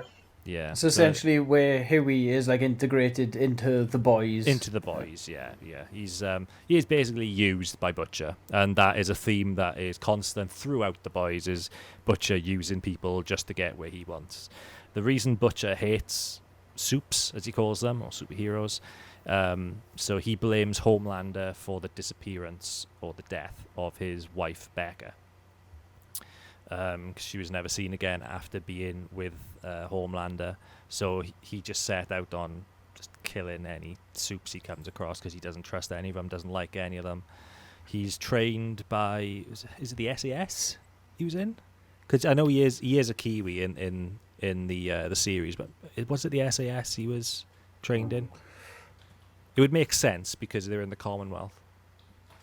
I can't say with any certainty on that. He does have military training though, and he is skilled in combat and whatever. Not to the extent that he could, he does get his ass handed to him by certain people like superheroes constantly, but he can't hold his own in a fight, I guess. But Butcher and Huey are the two main characters of this from the boys' perspective. The other members, boys. Billy, but the comic book version of Billy Butcher, he looks like the guy off The Chase, who married his daughter or whatever. The guy from The like a Beast. proper the guy who's like, is he the Beast? Is Mark that the Lebet. The Welsh guy. Yeah. That's what he looks like. The It was his comic book cousin he version. married, not his fucking daughter. Sorry, man. Sorry, the Beast. I apologize. Please do not. Oh, we're Please never do going not to pummel interview me him into now, the son. ground of your Fuck it up. superior knowledge. Our apologies. Blacklisted Christ from alive. anyone from The Chase. That was all. Our apologies. Another difference from the comics to the show, though, is that they did bring into season 2 was Butch had a dog. Yes. Yeah, and he's like throughout the comics, the dog is, and the dog, I don't know if they really allude to it too much, but it just fucks anything on command. Pretty much, he's It like, does. he's It like does. fuck it, you know, and he just fucks it like. It does fuck stuff in the TV It does show, fuck doesn't it? stuff, Yeah. Oh Class man, one. do you know, in the second season, this isn't spoilers, but like second season when they introduced that dog, first thing I thought, I was just The like, dog's dead. I was like, yeah, I John hope, Wicked. I really hope that dog isn't going to get blown up at some point. There's Gets plenty terminated, of like- times. There's plenty of times where it could have been blown up. You know, like Black Noir could have fucked that dog up. Like, I'm surprised Dog he would have didn't. fucked him, son. I am surprised because like that could have been a different twist to the comic books. Because the dog, Well, John Wick Well, him like. well, in the comic books, the dog does get done, doesn't he? In the end, John Wick. he does. I don't think I got that far in the comics. I didn't know that. Spoiler alert. Oh, that's sad. That's sad. That is, son. But could you really not see that come in The Boys? Well, Boys. he's a dog though. He's a good dog, like. I can't remember who does it, but someone does. Oh, that's Does get him in devastating. the end. Black Noir. I know. My favourite. There's a big secret Superhero about in that. Black Noir. I know. I'm not know gonna. he's black. I'm I not. Noir. You know it, Rich. Yeah, I know it as well. Well, from researching this episode, you found out to do. Or? It's just from researching The Boys in general, to be honest. Because, like I said, I haven't read the graphic novel. I've read a bit of the first one, but I needed a bit more to. I know you've got it more than myself, but I needed a bit of backstory, and I did find the dog fact, and I did find. I'm not going to say the fact that you were on about because I think it's going to be a potential spoiler for future seasons. Oh, absolutely, yeah. Yeah, I'm gonna stay clear of that motherfucker. Yeah. Noob Saibot. Yeah, what were you saying, Sean? You were He is saying Noob Saibot, isn't he? Yeah. He's basically Noob Saibot, yeah. you were saying He's just my favourite one. My favourite one superhero in The Boys is Black Noir. He was just like proper. Mind you, they kind of. The more you get to know him, the less you don't like him. But it's just because he's just like completely silent and weird, just there. I like the scene where Homelander is telling everyone they're a piece of shit, and then he turns to Black Noir and goes, "Not you, Black Noir. You're doing great." Oh, that's smashing, that is. I think one of the only fights he has in season 1 is with the girl. I won't go too far into it because of Barrett, but he just goes in, he just fucks her up and goes. He's done. And that's like, you don't see him. He comes into season 2 a lot more. You're just like, oh, that guy's fucking ruthless. Like, what's his superpower exactly? He's just really good at fighting, I guess. Isn't it? Does he have healing powers or something? Or was this part of the secret? Not gonna say, son, but yeah, part of the I secret. think he does have healing powers, yeah. I think so. He does have a weakness, though, which you find out in season 2. Which lad is that?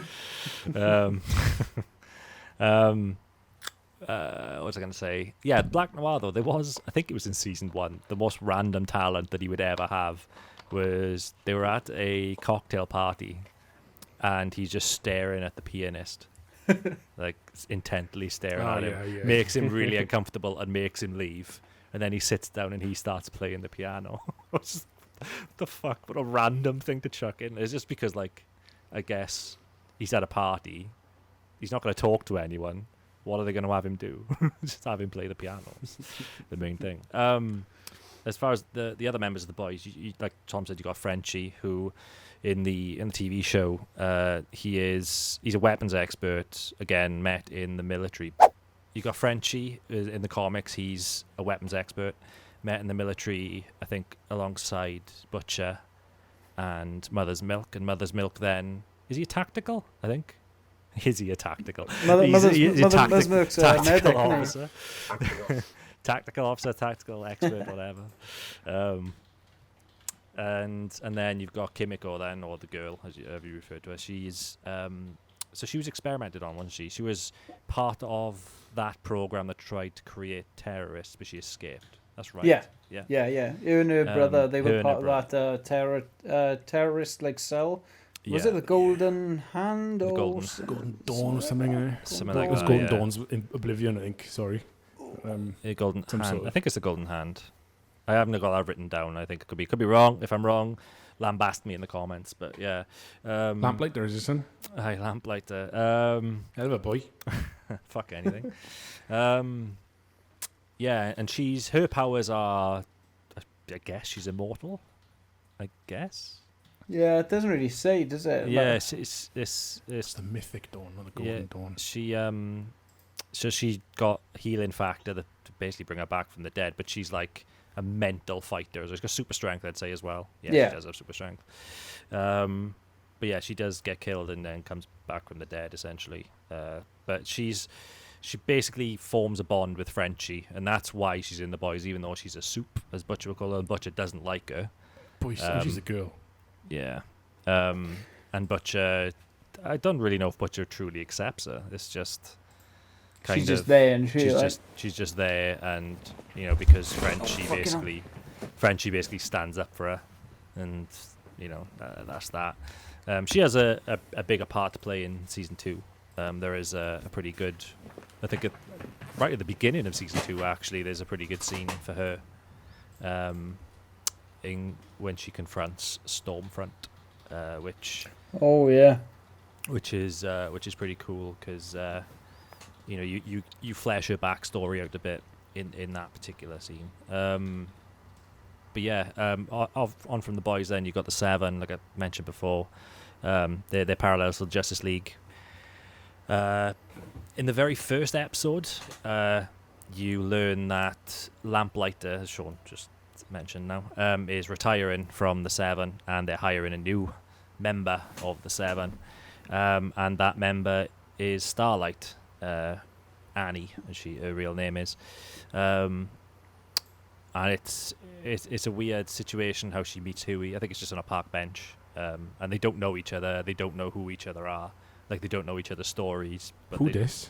Who this? Who that?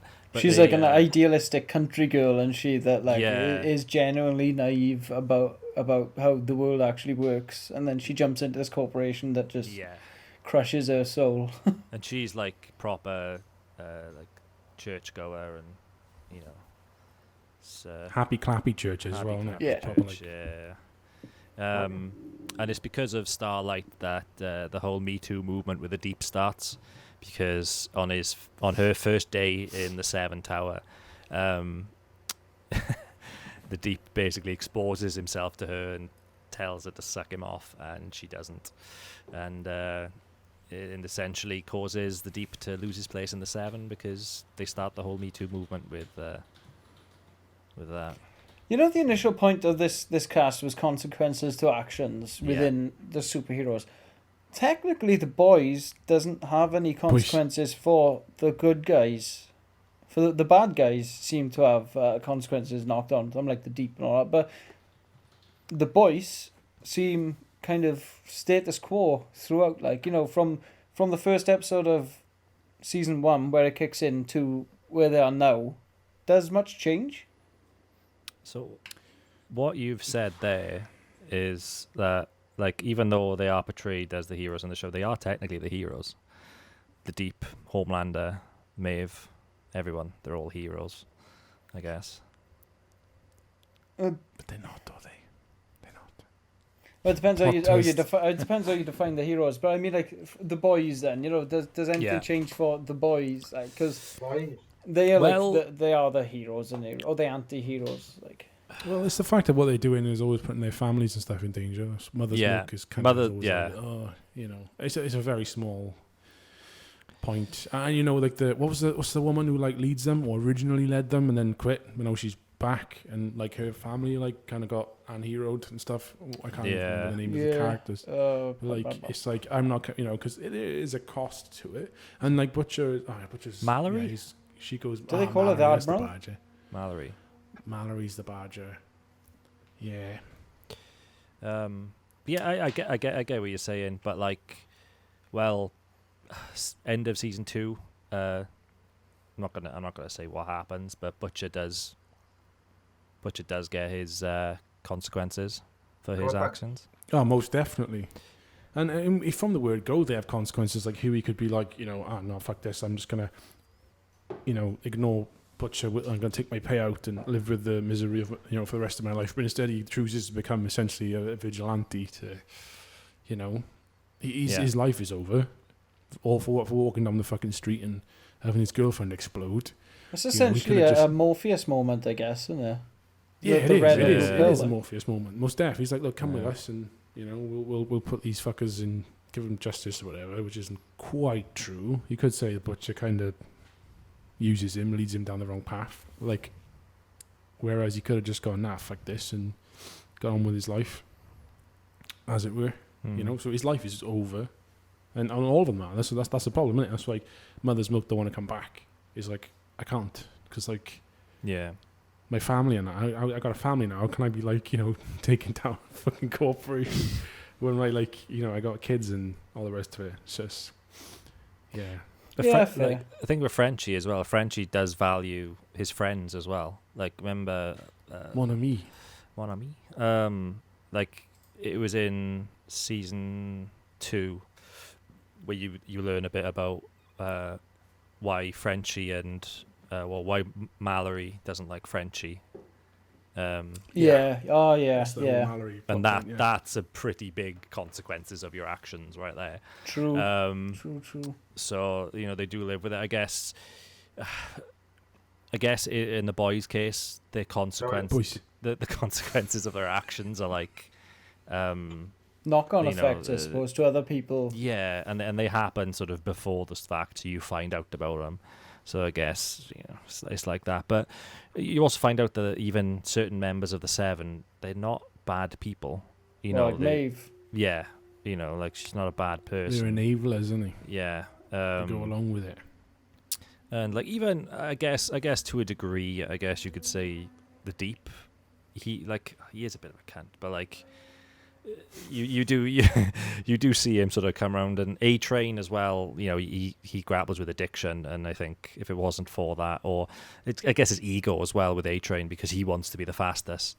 And what's the other speedster called? I can't think.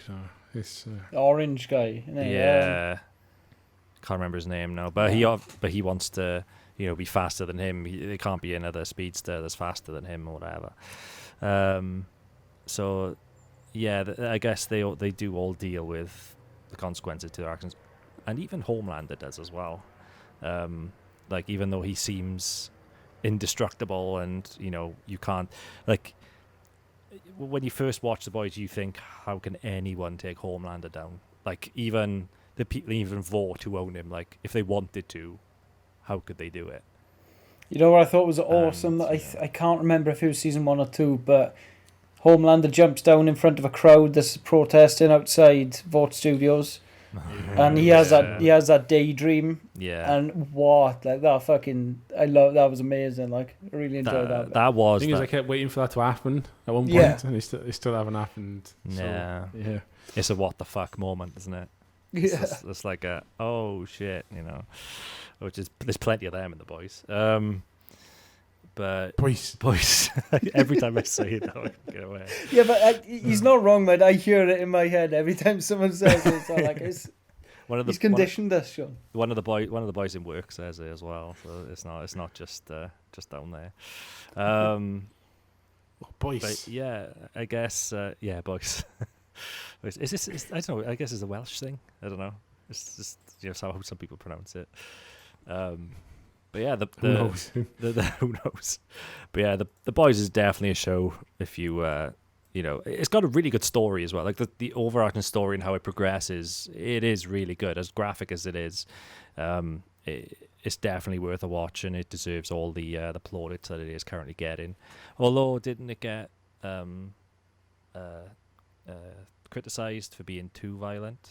Fuck off.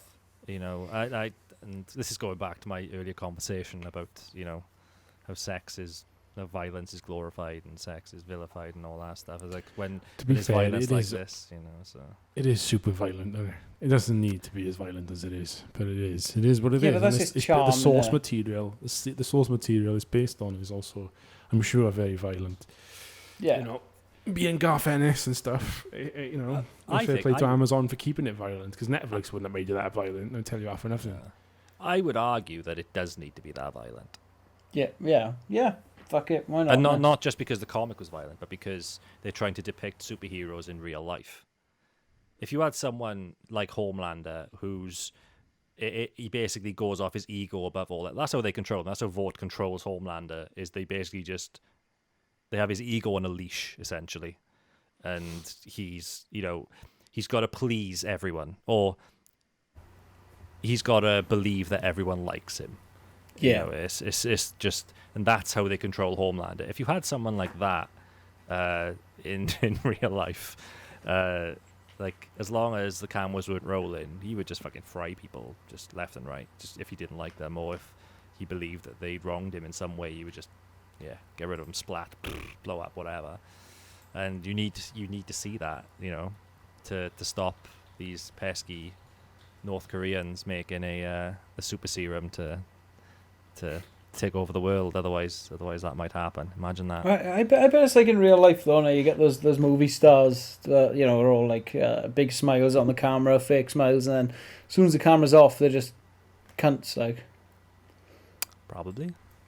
I'd probably safe bet to say that there are people like that in Hollywood, of all places. No doubt. Christian Bale, probably. Now I'm up their ass. Wasn't Julia Roberts meant to be an absolute belle? Julia Roberts, I have heard. Yeah, I watched a Ask Reddit thing on YouTube. You know, there's like Microsoft Sam Reddit things, and it was like what celebrities are big cunts. I'm pretty sure Julia Roberts was on it. I bet Vince Vaughn was on that as well. He wasn't actually. Michael Cera was. I guess he was just awkward. He's just socially awkward, I think. Probably a bit of a cut as well. There's a video of him going off the handle on YouTube. I don't know if it's fake or not though. Fake news. How going off the handle? I can't imagine Michael Cera going off the handle. Yeah, he's like The road is my dam. oh, do you know who I am and all this shit? Like, like a Michael fucking Cera. Yeah, you're gonna have to just YouTube it. Like, yeah, I forgot he was in Twin Peaks as well. He's fucking awesome in Twin Peaks. What a beautiful turn of phrase. Is that how he says? May the road rise up to meet your wheels. Class. Yeah. Don't really see him much these days, do you, Michael Cera? He's Michael fucking Cera, man. Through like the mid 2000s, you saw him in quite a lot of things. I don't know. The, He's one of kind those people that's trope like- of the awkward boy is kind of drifted away a bit now. I mean, Well, yeah, because he's in his fucking 30s, going on 40s, isn't he? really fucking hell. Fairly sure It he was is. it was like he's almost too famous to be in Twin Peaks. You know, because he's like such a known actor, and then he's just there for like a cameo. It feels kind of. I mean, it could have been a lot worse. Don't get me wrong. You know, it could have been like Ed Sheeran in Game of Thrones bad. Oh, I've wrote a little song. What he went to he turned into a Beatle then. Right, so yeah, we're going to move on to the next topic then. After the boys, we're going to move on to Boys. a fairly new series, animated series called Invincible.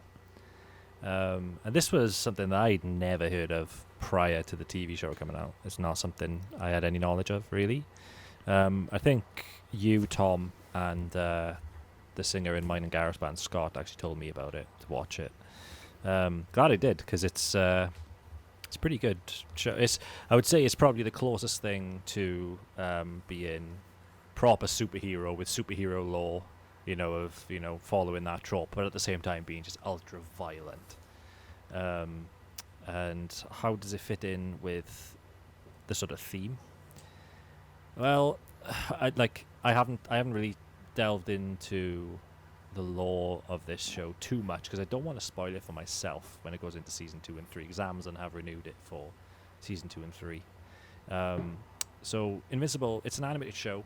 It's based off an Image comic series with the same name, and it follows character Mark Grayson, who is son of the superhero Omni-Man. At 17, he gets his powers, and that's when he starts his life as the superhero called Invincible. It's written by Robert Kirkman as well, the same writer as The Yes. Walking Dead. Yes, and it's directed by, I think the series is directed. No, it's produced by Seth Rogen and what's the other guy who was with him? Judd Apatow. Oh, I'm not sure. James Franco is his son. Fred Nelson. The sheer amount of thing. voice actors, celebrity voice actors in this show is worth a watch on itself. Right, so there is a nice little fact that I've got for. So in this show, again, it draws parallels to DC and Marvel, as most superhero things do. So they have this group of heroes called the Guardians of the Globe. Again, they're much like the That's Justice very League. close. It's like Something else. They're they're just like the Justice League. And at the very end of I can't say, I don't want to spoil stuff, but this is the very first episode, so I think it's fine to say this. At the end of the first episode, Omni-Man, Who you think is a good guy all the way through? who you think is a good guy? Omni-Man is like Superman, basically. He's indestructible. He's a Viltrumite from the planet Viltrum. And yeah, he's just indestructible. Can fly, super strength. I don't think he has laser vision. Does he have laser vision? No, he doesn't. He's pretty derivative though of Yeah. Superman, and Yeah. Viltrumite is Yeah. And yeah, he basically slaughters the Guardians of the Globe at the end of the first episode. So that's when you learn that he's not quite as good as you think he is, essentially. But the Guardians of the Globe, like I said, they are like the Justice League. So you've got like a parody of Batman, Wonder Woman, Aquaman, and the rest.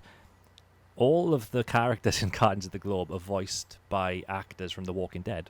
All of them are from The Walking Dead. I knew Glenn was in it. So yeah, Glenn. So the guy who plays Glenn in The Walking Dead is Stephen Yeun from. It is Stephen Yeun, and he is Glenn. He's in loads of things, isn't he?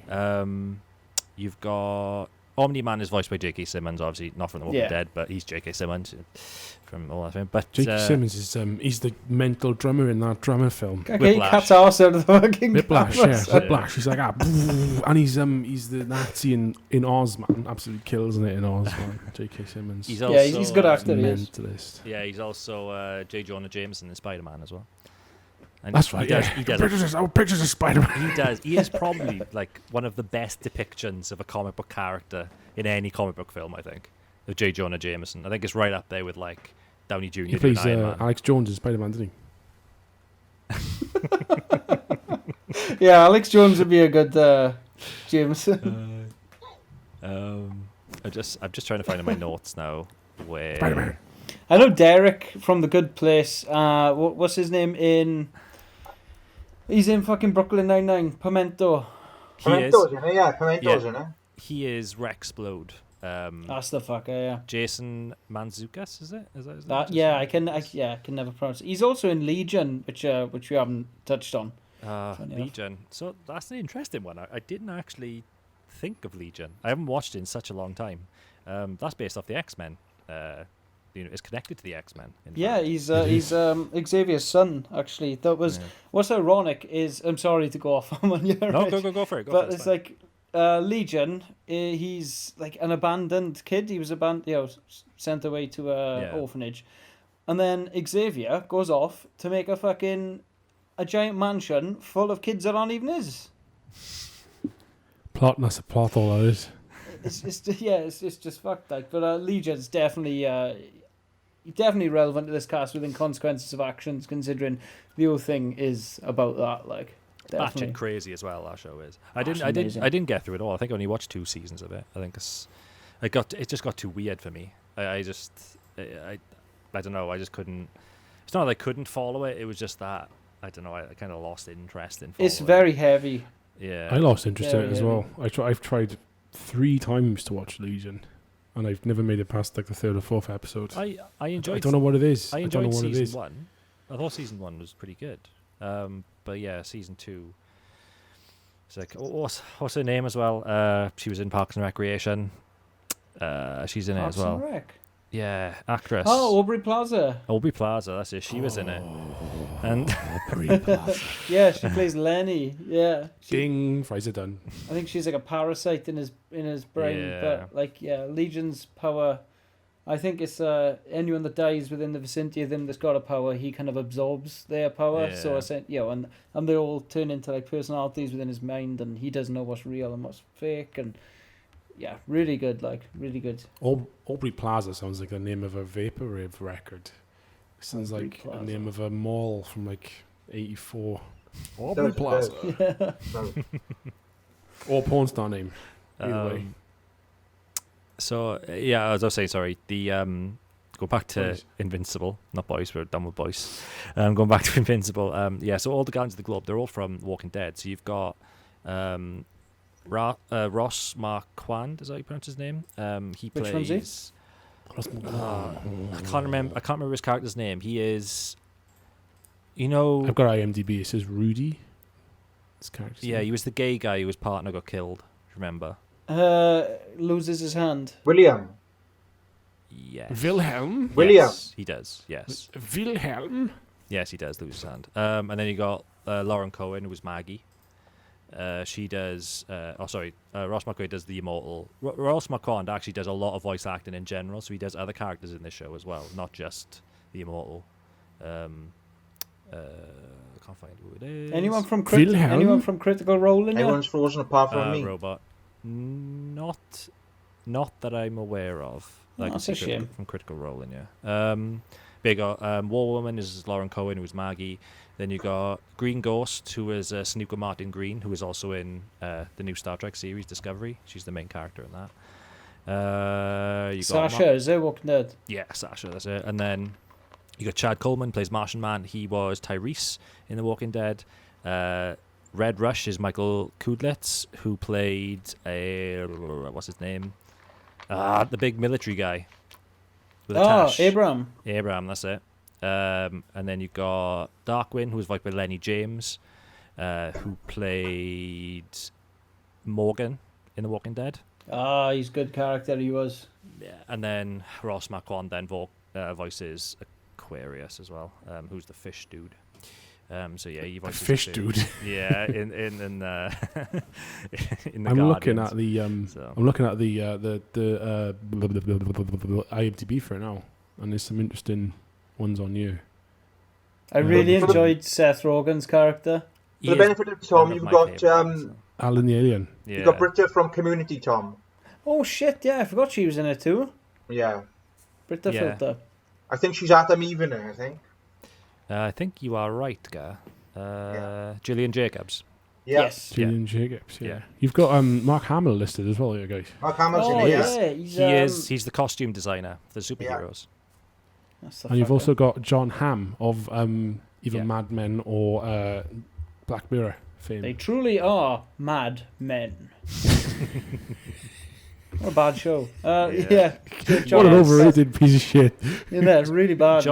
John Hamm is like one of the smallest roles ever in it. He's the security service agent guy in front of the White House in the beginning. Right. Okay. It's such a Yeah. minor role. You've also got a bloke called Kevin Michael Richardson who does a lot of the voices in like American Dad and Family Guy and things like That's that right. as well. And various And other worth noting is Yeah. Sandra Oh as well as Debbie Grayson. Is that the mum? Yeah.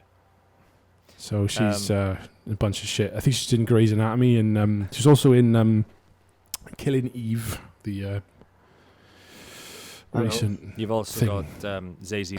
You also got Zazie Beetz as well, who is also in Deadpool 2, playing Domino. She voices Amber, who is Mark's girlfriend in Invincible as well. So it's a hell of a cast, in fairness. Like, because you got what's his name? The guy from Heroes, Zachary Quinto. Yeah. He plays the robot. He does the voice of the robot That's right. in it. And yeah, it's great cast, in fairness. Can't fault the fucking cast. But yeah, where was I in my notes? Can't remember now. Yeah, so basically the story is about Mark, who is the character Invincible, trying to work out his powers and become, like his dad, essentially. But no one really knows the sort of the true intent of Omni-Man's purpose of being on Earth. I'm not going to say any more on that, just because it is pretty new and people haven't seen it. There are some great characters, like you said, Tom. Seth Rogen's character called Alan the Alien, who I think will probably get a more prominent role next season, but he's a visiting alien from it's like I can't remember what the thing's called, but it's like the Federation of Planets, that sort of thing. And Dupe, is it? And he the Dupe, the Democratic Order of Planets. Democratic Order of Planets. Is that we it? forgot one as well. Can I just say, when I interrupt, sorry, and say we forgot one. You've actually got Justin Roiland, Rick and Morty creator, does a voice in it, and he also does a burp as well. Don't forget. Is he Remember, in it? he actually does a burp in this as well. He does. It's very much like Rick's character. I can't think of who he is. Who is he in this guy? Yeah. He plays one of the characters who gets killed and turned into one of them like cyborg type things. The Borg. Yeah. The Borg. I don't know. It's a very small part, but he gets turned into one of them experiments he does. Which. I'm Christ! Yeah. He gets impaled. Yeah. He also does a burp in there as well, much like Rick. Yeah, he's Doug's. Doug is his name, and it's Mark's friend's boyfriend. That's who he plays. Yeah. Yeah, Mark's gay friend. That's his boyfriend. Justin Roiland plays. No, it's not him. That's someone else. That is. It's the one before that. It's the first one that gets turned into a cyborg that impales himself on the sundial. Oh shit! Okay, yeah, you are right. It's the one that impales himself on the sundial. You are right. Yeah. Yeah. Spoiler warning. Sorry. Yeah, you are right. It's the prelude to his boyfriend, I guess. That's right. Actually, you saying that has made me scroll further down, and Ezra Miller was actually in this as well. I didn't realise. Right. So everyone that was in it was just like super famous. How much did this cost to fucking make? Fuck knows. It's been renewed for 2 more seasons though. Jesus. They got that Amazon budget though, haven't they? Yeah. I suppose they've also got people sitting in their house doing nothing else. So. Jeff Bezos bucks, isn't it? Yeah. Ezra Miller plays a mad scientist in there, which is the same episode that you were just on about, Gareth. I won't dive any further into that because that's my apologies. That's quite far on in the season as well, I think, isn't it? To my knowledge. Possibly. Yeah. It does play a part in the end of it as well. I'm like 2 episodes off the end, and I still haven't seen the end of it. And what kind of got me was when Mark, because he starts and he hasn't got his powers, and then they slowly kind of develop, or they quickly develop. But his father seemed quite disappointed that he got them. That's right, at the dinner table. Yeah, and she. You have to have a nudge off the wife to be like, oh, well done, Yeah, I remember that. Yeah, I didn't get that. Like, I don't think he was disappointed that he got his powers. I think he was disappointed that he got his powers so late. Yeah, but he's there was a chance that he weren't going to get them because he's half human. Yeah, and it was the fact that he didn't get his powers by like it wasn't a proud dad moment in his mind, because like where he comes from, everyone is as hard as nails from birth, and you get into a fight when you're like fucking 5 years old or whatever stupid it is. And Murtha Boy, aye. and for him to, I think the reason he found out that he's got his powers was he threw a trash bag thing, a black bin bag really far. Yeah, he basically threw it more or less into space by accident, and he was thrilled that he just discovered this or whatever. But his dad, he was just like, "The fuck you on about? That's shit." That in his mind, because he sees the world different, and he does see the human race as being far below him in terms of that. So something like that would just be insignificant to him. I think that's why he thought that. I don't think he wasn't like happy that he got his powers. Because you find out like through the rest of the episode that he is actually very happy he's got his powers, because he teaches him how to fly and how to fight and all this stuff. Doesn't he like punch him super hard though, kind of on purpose? Yes. Yeah. Yeah. He does.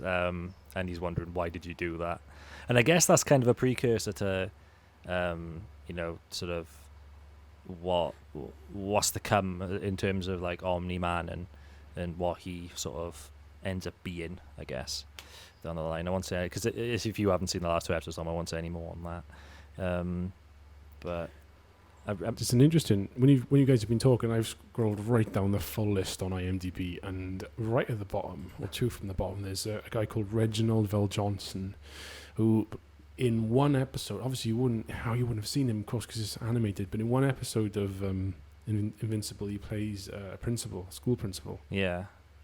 And he is the cop in Die Hard. I'm reading it. He's Carl.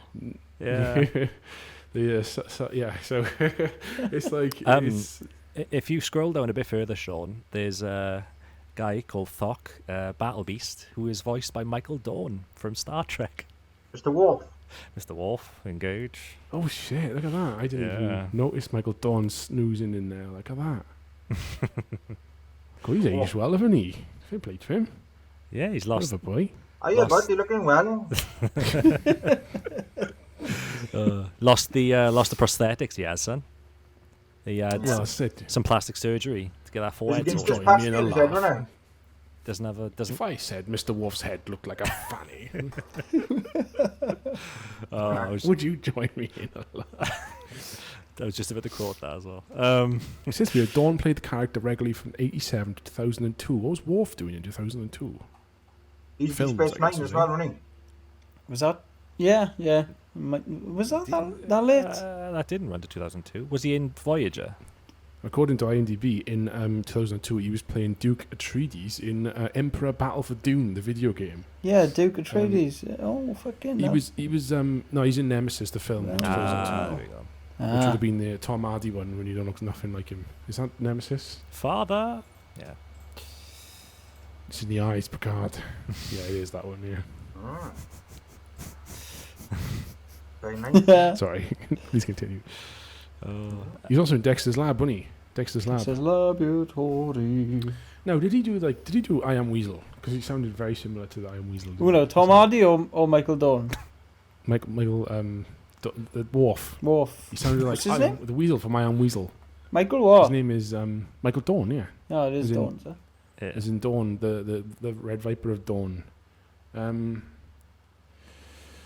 Apparently he didn't do a Weasel from I Am Weasel. Get sure. it. So, speaking of this slight tangent, speaking of Cartoon Network shows, did any of you see the script leaks for the Powerpuff Girls TV series they're bringing out? Jesus. No, I didn't. Nakadoo. Did you know that they were making a Powerpuff Girls live action TV series? Only when you said something the other day about script leaks. Like, It's how so are they bad. doing it? Have they got hands? Is the big question. Yeah, and they walk on their toes as well constantly. Oh, do they make that noise? I don't know. Are they still going to have that devil guy, or is that like properly like not PC anymore? It's going to be risky, innit? Well, it's either not PC or super PC. Yeah. One of the way ahead of his time. It totally depends on who plays it. Like, if RuPaul played it, it'd probably be fine. Yeah. They want to wheel Tim Curry out to do a like full on Rocky Bar or a picture show job. Fucking But yeah, How old is he now? the script has Is he been... dead? I Don't tell me think he's he's dead. dead. Is Tim Tim Curry's Curry? dead. I feel like that's something Burrow would know. Is Tim Curry dead?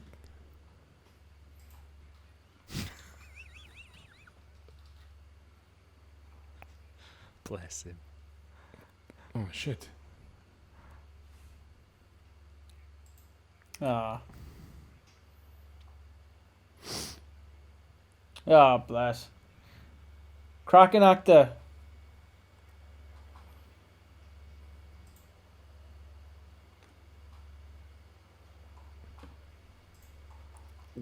Wikipedia says he's currently acting. Let's have a look on IMDb. This episode's been brought to you by IMDb, fairly. Yeah. I love IMDb. I've got the app. Tim Curry, Christ. He's one of the ones who you'd always think is just there, you know, like the ones that'll never go away, like Jack Nicholson and Lenny, Motorhead guy. He's always going to be there, and he's never going to die. Yeah, the last big thing he did was the TV series for the Clone Wars, and he did voice acting of Darth Sidious and Palpatine. That was in 2012 to 2014. He's done a few things since then, but only really little like one-off kind of voice acting jobbies. Last thing he did was 2017. Although there is something Troll World Chronicles in pre-production, which he's a voice actor on apparently. So maybe, I don't know if that was made years ago. If he's, yeah, but it's big gaps between everything, you know. Probably just topping up the old retirement fund.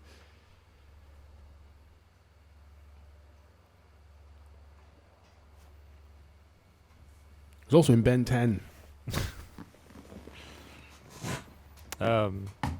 Yeah, the Powerpuff Girls script though, it was terrible. It was so bad that it was mocked by many people for just being, you know, like when they try and be so PC to the point that it just makes the world boring, and just like they Captain Marvel. They bring up they bring up like Facebook and LinkedIn and Twitter. LinkedIn, for fuck's sake, Twitter, and things like that. Just like in these sentences randomly, talking about like who Bubbles is dating, or I don't. Is it product placement, or is it like genuine? Just it's like trying to pander to a younger demographic. Remember that time in Remember that time in Stranger Things when they were drinking Coke and they were like, that's a good kind of. I lost his way from episode 1, but I don't mind Stranger Things myself. Something to watch. Diane, I invented the wrong town. It's yeah, it's an amalgamation of things which were much better originally. Sorry, my microphone stand's fucked. I do apologise for any noises. There we go. But yeah, going back to Invincible, it's a funny one because for you, Gav, what was your impressions of the show? Like, obviously, limit spoilers, but you don't want to give away the ending. For background, Barra is not a general not a comic fan, I would say. No, yeah.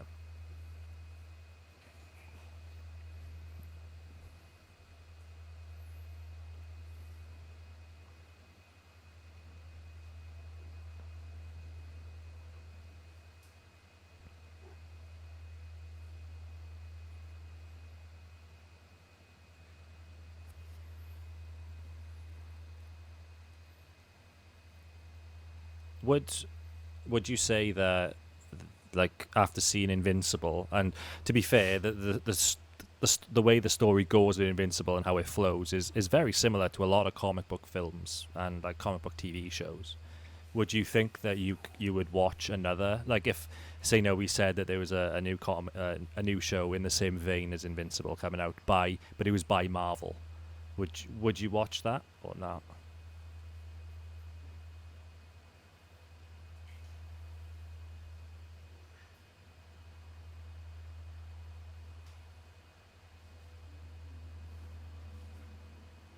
Yeah.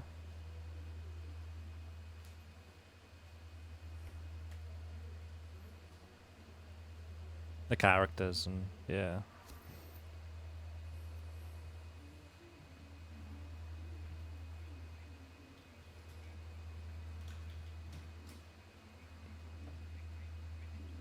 Yeah. You say though that would you watch something along the same vein, but there are so many things that are essentially identical without the 18 kind of sticker on it, I'd say. Yeah. Like Yeah. it's pretty derivative, but go on. Oh, sorry. Just piggyback off that, Tom. If that's the case, would you watch something that's not R-rated in the same vein, Gar? So if it was PG, for example. Yeah.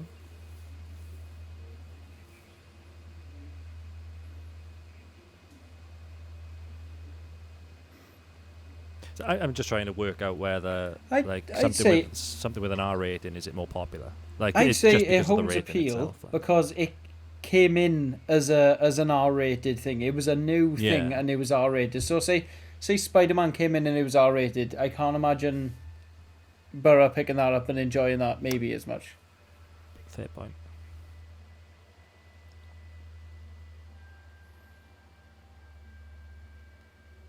Oh yeah.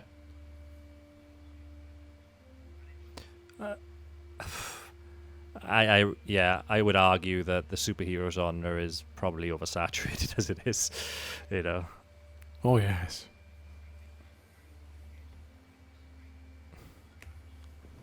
No, I agree, Tom. I think the R rating gives shows more of an appeal, especially obviously to an older audience, but I think more so to a younger audience. Like you look at a kid who's like 13 years old, and he sees I'll use Deadpool as an example. You know, you watch the trailer for that, and you see the R-rated trailer where he shoots people in the head and there's blood everywhere, whatever. A 13-year-old kid is gonna, obviously depending on that kid's background, is gonna love that. Absolutely, and will want to watch it. And I think an R rating gives shows and films that bit more of an appeal than just your straightforward. But like, I think what Marvel has done very well is bring in characters from lesser known comics within their universe and giving them a platform to really shine. Use Guardians of the Galaxy as a prime example. No one knew who Guardians of the Galaxy were before that film came out. And you could say the same with Iron Man, man. Before Iron Man was a movie. Yeah, I guess he wasn't really well known. He was known, but not like really well known. And yeah, they gave that platform, and they didn't need the R rating because of how they built up to that. They started off with Iron Man, or if you would argue Hulk again. No, it was Iron Man came first. And then they slowly built it up over time. It was quite a ballsy move to start with Iron Man, to do that, and it just worked. But because they built up their characters slowly over time, people got to know the Marvel films. Oh yeah, I really enjoy the Marvel films. I really enjoy these superhero films or whatever. They thought, let's take a risk on Guardians of the Galaxy. And that turned into a massive success for them. And that's why they're doing like what's the Eternals is the next one that's coming out, or one of the next lot of films that are coming out. Whereas about this, I don't even know anything about the Eternals. I've never looked into it in my life. I think Nova is one of them, and he was in that Spider-Man animation we were on about. Nova is part of the Nova Corps from space. Yeah, Yeah, and they are tied in with Guardians of the Galaxy. They do, yeah. I'm reasonably sure he's in Eternals, but yeah, he was. That ties in with Guardians of the Galaxy. That ties in with one of the Spider-Man animations we were on about earlier as well. Yeah, he's, Ultimate Spider-Man. He's in part of S.H.I.E.L.D. Yeah. Not so bad, yeah. Yeah.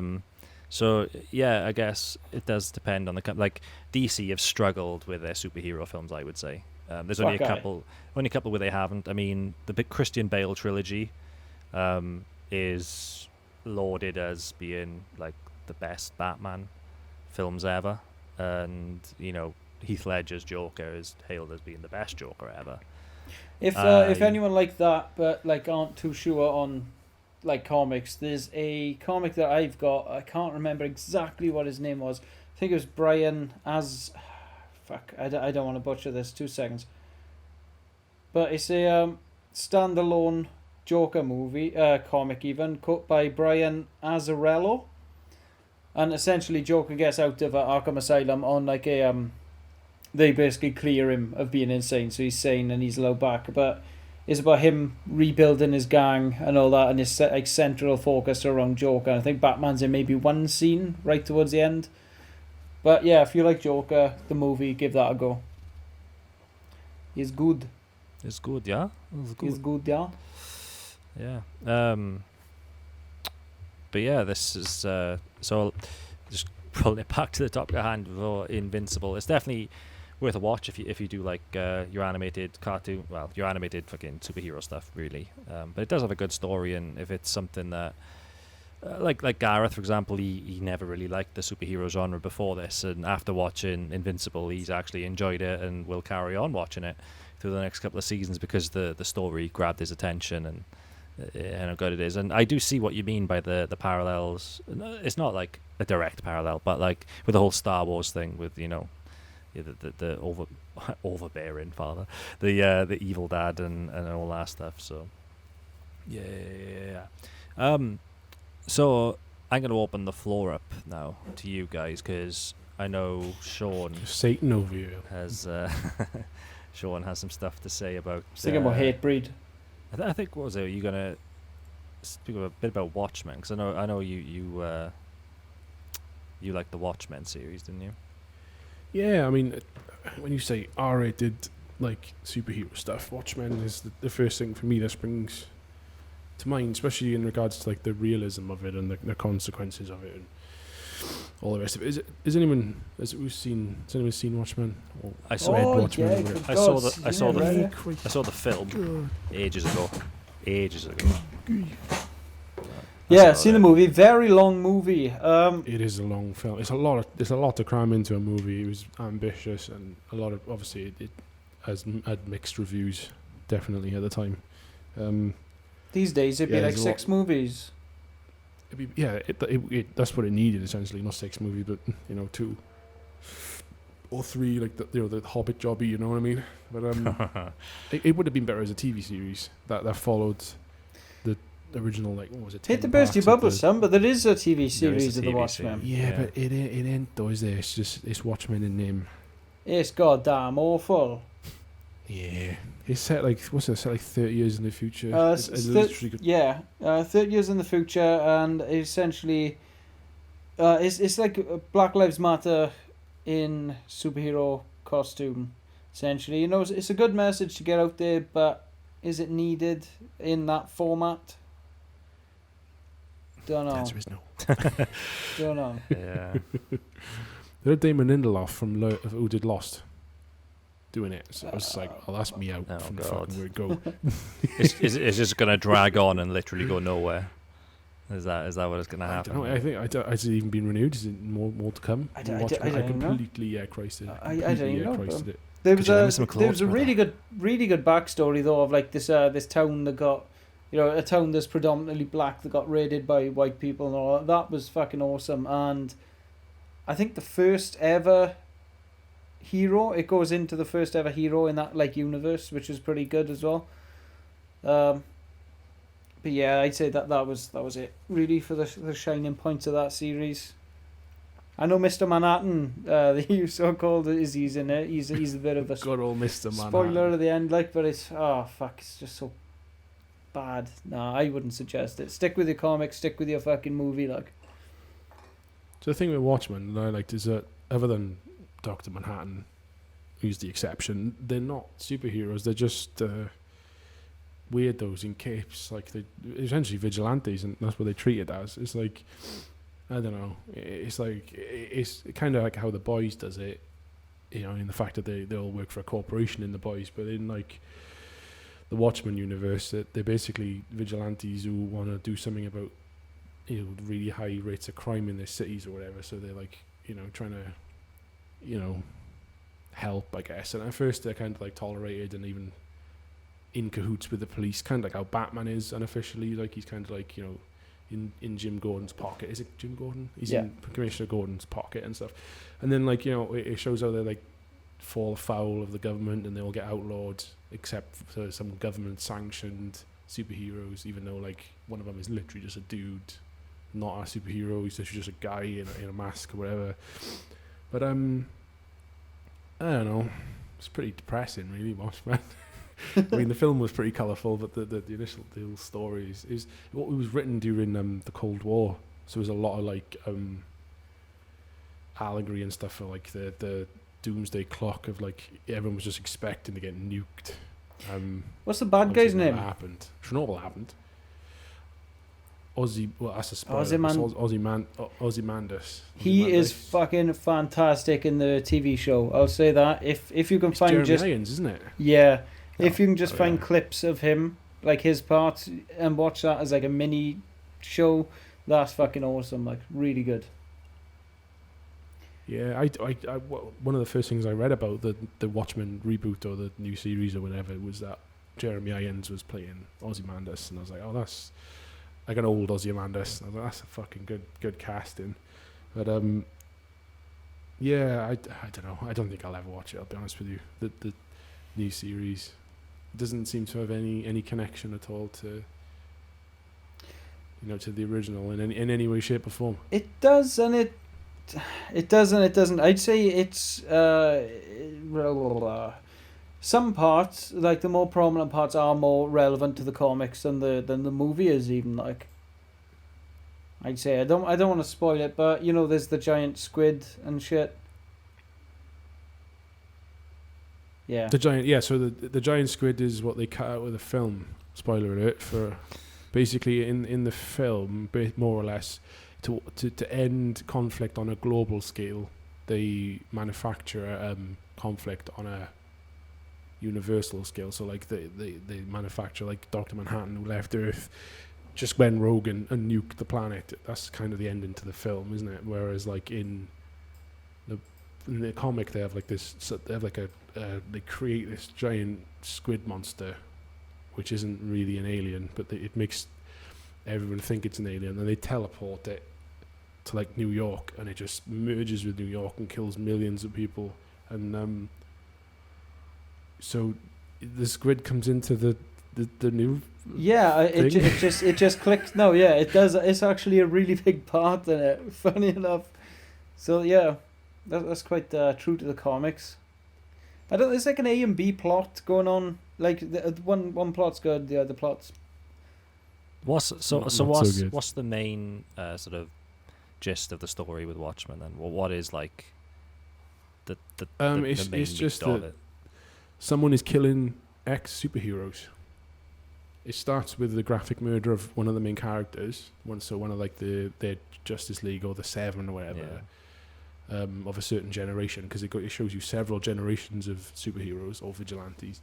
One of them gets killed, and some other low-key off-screen ones get killed. And so like there's this one dude called Rorschach was this melting face, and he's like trying to investigate why someone's going around killing superheroes.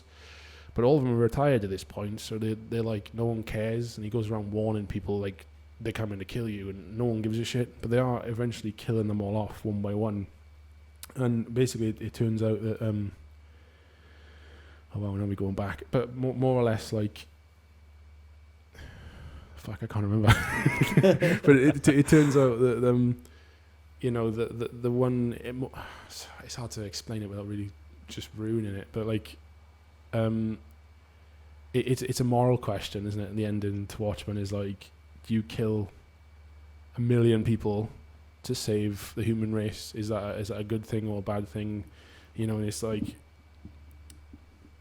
I don't know. The needs of the many outweigh the needs of the few. Exactly. So like the bad guy is actually, in his eyes, he's a good guy. You know, he's like he fakes like a new enemy to so he's killing off all these superheroes to like stop his plot or whatever, and then he can like go ahead and paint Fake Dr. this alien Manhattan invasion. as the bad guy. Yeah. Exactly, yeah. And it's just like, it's fucking ridiculous. But like, if he hadn't done that, what he's saying is at that point the world would have just ended, because everyone would have just gone to war. It's basically you're on the brink for the whole film and the book. The world is on the brink of like nuclear war between like Russia and the US. So like to avoid that, he manufactures a fake enemy that they can both unite against, but in doing so kills millions of people. So it's like, has he saved the world, or is he a monster kind of thing? And that's the moral sour taste you're left with at the end. Like, and some people think that he's right and concede, and others won't concede and meet their ends for not compromising. But, I guess like when you think, I know obviously you haven't seen it, Sean, but for the parallels to Thanos in Endgame or Infinity War, I guess, where he wipes out half the world, or half the universe rather than half the world, because he wants to eliminate hunger. And you know, he said the universe is overpopulated, so he gets rid of half of it so the other half can thrive. Now, yeah, you think he is a monster for doing that, but at the same time, the reasons that he done it for was so that everyone could live a better life. It wasn't so he could rule the galaxy or the universe. It was so that everyone could live a better life, at least in the film anyway. Because like he destroyed the gauntlet is destroyed when he snaps, and he also sacrifices basically his arm essentially to do that in Infinity War. So yeah, sometimes it is nice when you can sympathize with a villain. I think that makes a good villain, is when you can sympathize with them. I think what it is with things like this is you can't see the what if. It's like the parallel. Like, what if Ozymandias didn't do that and Russia or America ended up nuking each other and destroyed the world? You know, he could well have been saving the world. What if, like, everyone did die of starvation from Endgame? You know, we never actually see the kind of the boring side of it, I suppose. Yeah. You know? Exactly. Yeah. Yeah. Doesn't make for good. But it's like good what are his motivations, and obviously those are his like reasons. But like, is he like genuinely mad in regards to like Thanos? Or is it Is he, justified? like, is an excuse, or is he like genuinely like, this is the right thing to do? Fuck all y'all. This will save the planet, kind of deal. Yeah. It's funny because like in the beginning of Endgame, they go to basically kill Thanos, and he's just living on his own on a farm, just on this distant planet, and that, you know, he done it for the greater good. Greater good. And yeah, they go to see him, and he is just a husk of his former self, essentially, and that was the sacrifice he made. Like, you know. You remember Aliens, though, as a common call. Have you seen you've seen. I can tell by that smile now. There's like a news thing about aliens. Like, apparently they've disclosed it. And do you know what's funny about this? Do you know what's funny about this? Is that all the conspiracy theories now are like, why are the government pretending that there's aliens? Oh my god! It's done a complete win. 180. You can't win. Can't like, win. it's like, oh, everyone's, you know, the conspiracy, like, oh, there's aliens. Now the government, like, yeah, you're right. Oh no, there's not. And the Can't be if they've admitted to it. The government have just done reverse psychology. That's all they've done. Yeah. It's just like, there are aliens. In secret, they're like, yeah, there really are aliens, but they're just gonna fucking say there's not now, so we don't need to worry. They'll never investigate anything. Mental gymnastics, like Tom DeLonge in shambles, like. I don't know. That just tickled me. The old Watchmen thing, the United Front, like, just made me think of that. Fuck, like. Have you seen Arrival? It's not a superhero film. It's an alien film. Nakadu. Dice dim. Basically, aliens arrive at Earth. Any good? They come down from space, like this. Don't they come? And Nice. it's all right. It's a slow film, but so they arrive all over the world. You know, it comes down on Independence Day, but instead of just blasting the laser out, it just hovers around like. And District like, 9 style, like. Yeah, like, what the fuck does these motherfuckers want to be? They don't actually come onto the Earth like in District 9. They're just hovering in their spacecraft, and it's like, there's one in the US, there's one in Japan, there's one all over the world, you know. And that's refreshing for a start, all over the world rather than just America. So, yeah. So it's basically they're trying to communicate with these aliens. Like, every country has its like own like linguist. Obviously, the film is based on the American linguist, language specialist who gets pulled in and then gets sent out to speak to the aliens and stuff. And a linguist, what? He's just going to guess the language, is it? Or Yeah, it's kind of like to decipher how they're speaking, more or less. They're speaking like images almost, and speaking memes today, but that far advanced that they just talk in memes. it's just like a Lamau. Yeah, I don't know. I forgot why I brought that up, but it reminded me a lot of something Tom just said. Just reminded me of like Arrival. It's good. That's a good film. Obviously, there are many twists along the way. It's not as simple as that. Two films that I want to just bring up before we wrap this up. I did mention them in the beginning when we were listing some R-rated films.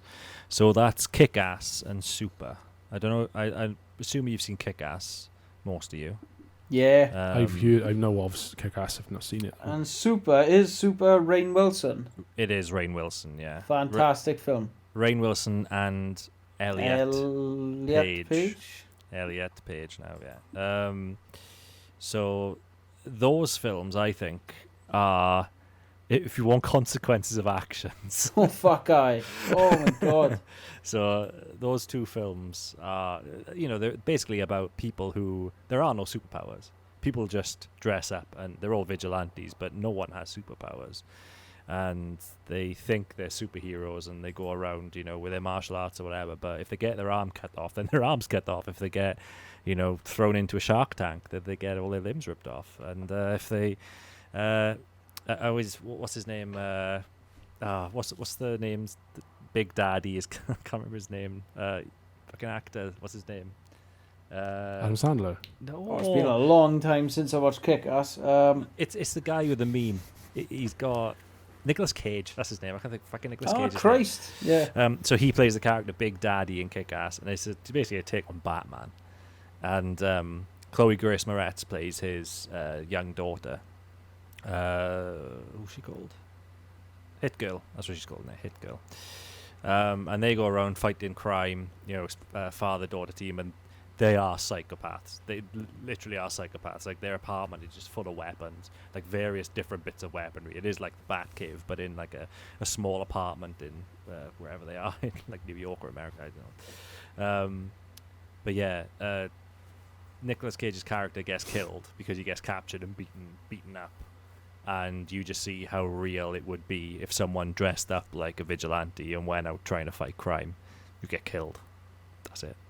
That's probably the biggest fucking consequence that you would have to your actions. Well, there's also Super with with Elliot Page. It's like, what was it? They're like storming this complex and everything's going well, and then they just hit the deck and he turns around and she's just dead. Got her face blown to fucking bits. Like, that was quite horrific. Like, you think about it, but that's so real. That's like something that would and could happen in that instance, and he gets beaten the fuck up as well in that, and he's just this nerdy guy as well. He's not even like a confident, beefed up dude. Fucking hilarious. What was it? That guy cuts in line at the start and he just walks up to him, he's got a wrench and he just smashes this guy with a wrench.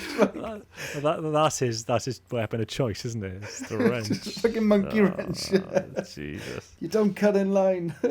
But those Holy Avenger, what a cunt. But yeah, those two films are definitely worth a watch for at least for the topic at hand. If you want realism in your superheroes, watch it. Kick-Ass is a pretty good comedy as well. At the same time, they do make light of a lot of situations, and the villain gets gets his comeuppance in the second film. It's the second film, it is, isn't it? Yeah, it is. Well, what's he called? He looks like a gimp, doesn't he? Yeah, like, literally he's dressed like a gimp. He's the guy who plays Michael Levin in Superbad. It plays him. The motherfucker. The motherfucker, that's it. Oh, Jesus. So that's the villain. The main villain's name is the motherfucker. But yeah. Definitely, I would definitely advise anyone who likes superheroes to check that out anyway, because they are two really good films in that. But I am going to watch The Defender because the lead film is Woody Harrelson. That's the film I mentioned earlier that I'd never heard of before. And I think is that tied in with any universe or is that standalone? I think it's standalone. It was released in 2009, and I hadn't heard of it. I'm just double checking this. I've never heard of it before. I'm just double checking it's not based on anything. No,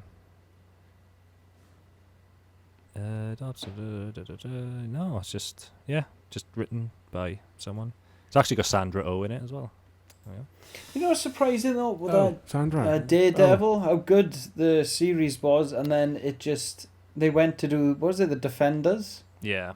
And that just fell on its arse like so hard. I was going to give honorable mentions to some TV shows, and that was going to be one of. Well, I think all of the Netflix ones deserve honorable mentions for being sort of R-rated. I guess they are R-rated, really. Well, Punisher is. I'll tell you that much.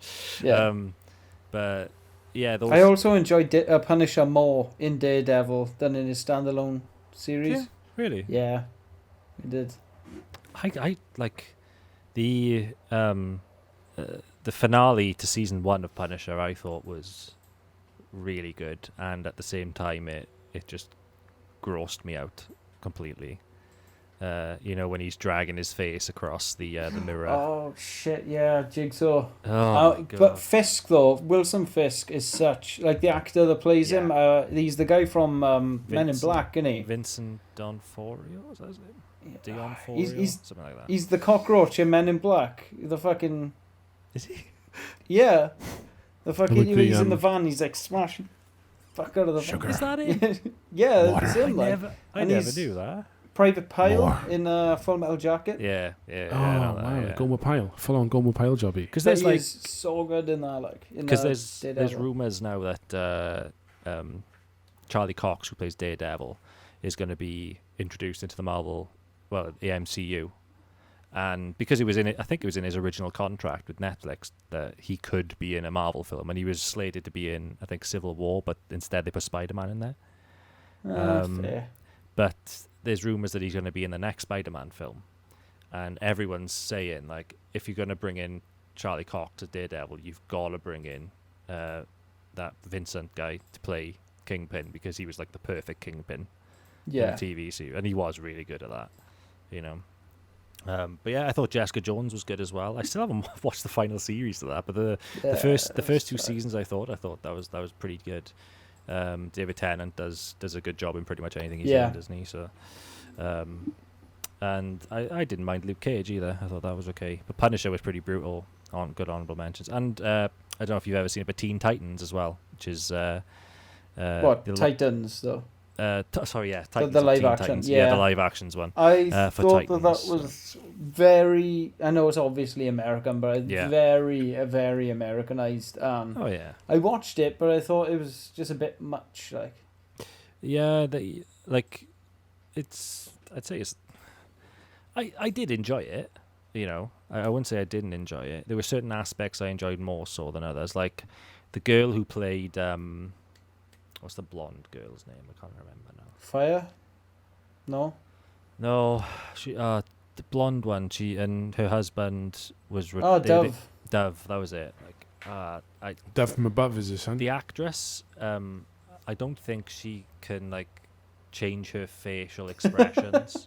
She just had the same expression if she was sad, happy, shocked. But I thought, and her voice was fucking, but like I thought it worked because they were like ex-junkies, weren't they? Yeah, they were ex-junkies, so I kind of, even though it inadvertently worked, it like. But yeah, that show shows consequences as well, real consequences. Yeah, you know? That's true.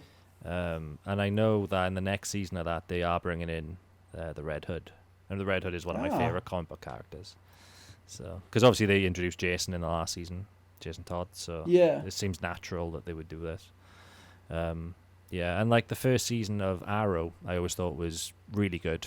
When he's actually avenging, and like the first season to Arrow compared to the second season was okay, but then after that, it just goes so opposite to what you want, like a proper superhero, like a vigilante to do.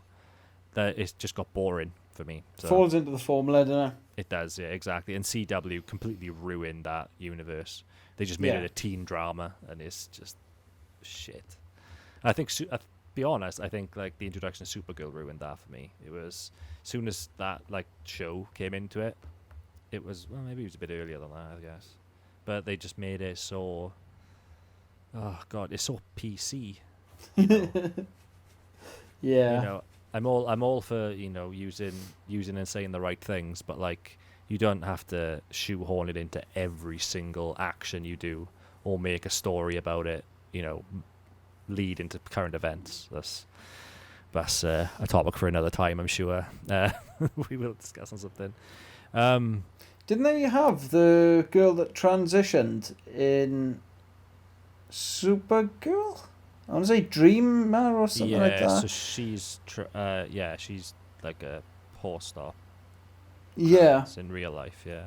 But I thought that they didn't really shove that in your face. It was just a person that had that happen to them, and then they were an actress. And I thought that's fair enough. Like, that's how it should be done. You know, it shouldn't be completely shoved in your face. If someone is like, you know, if someone has had that life experience, then so be it. You know, The thing surrounding that, it was the media that surrounded that. It was the media that made a big deal out of that. Yeah. more so than the show itself. But Supergirl is the worst for, was it virtue signaling, I guess. And yeah, I don't know. I couldn't really watch Supergirl. I stopped watching it like after the first season. Maybe I gave it a chance. That was that. But It's a shame because Martian Manhunter's in it, and he's pretty interesting as a character. Like, I didn't realize he was British. British. well, Martian Manhunter or the guy that plays him? The guy who plays him. Martian Manhunter yeah, is British. he's from Mars. Yeah. Yeah. Quite far away, like. Nah, he's in. Is it Homeland? No, not Homeland. It's America. He's in something British. Can't remember what. Looks familiar now that you've mentioned it. Actually, I'm sure it's something Sean has watched, but I can't think what it is. Okay, well, Line of Homelander, Duty, the is it? actor. No, not Homeland. Actually. Line of Duty. It's the Line of Duty. No, the guy who plays Martian Manhunter. Going off on a mad tangent. It don't really matter. I think on that final tangent, we've had quite a few in this cast. We're probably going to bring this to a close, but yeah, if you want to just see what else we're up to these days, we are on all the social medias. Twitter at SteegCast, Instagram at SteegCast, Facebook, just search for SteegCast, and on YouTube, it's just SteegCast. Everything is SteegCast. So you can check that out. We're hopefully going to get some more videos up as well soon. I know me and Barra and Tom have actually got something in the works to do something soon. And yeah, I'm going to bring that episode to a close. So on that note, I'm going to bid you adieu and farewell.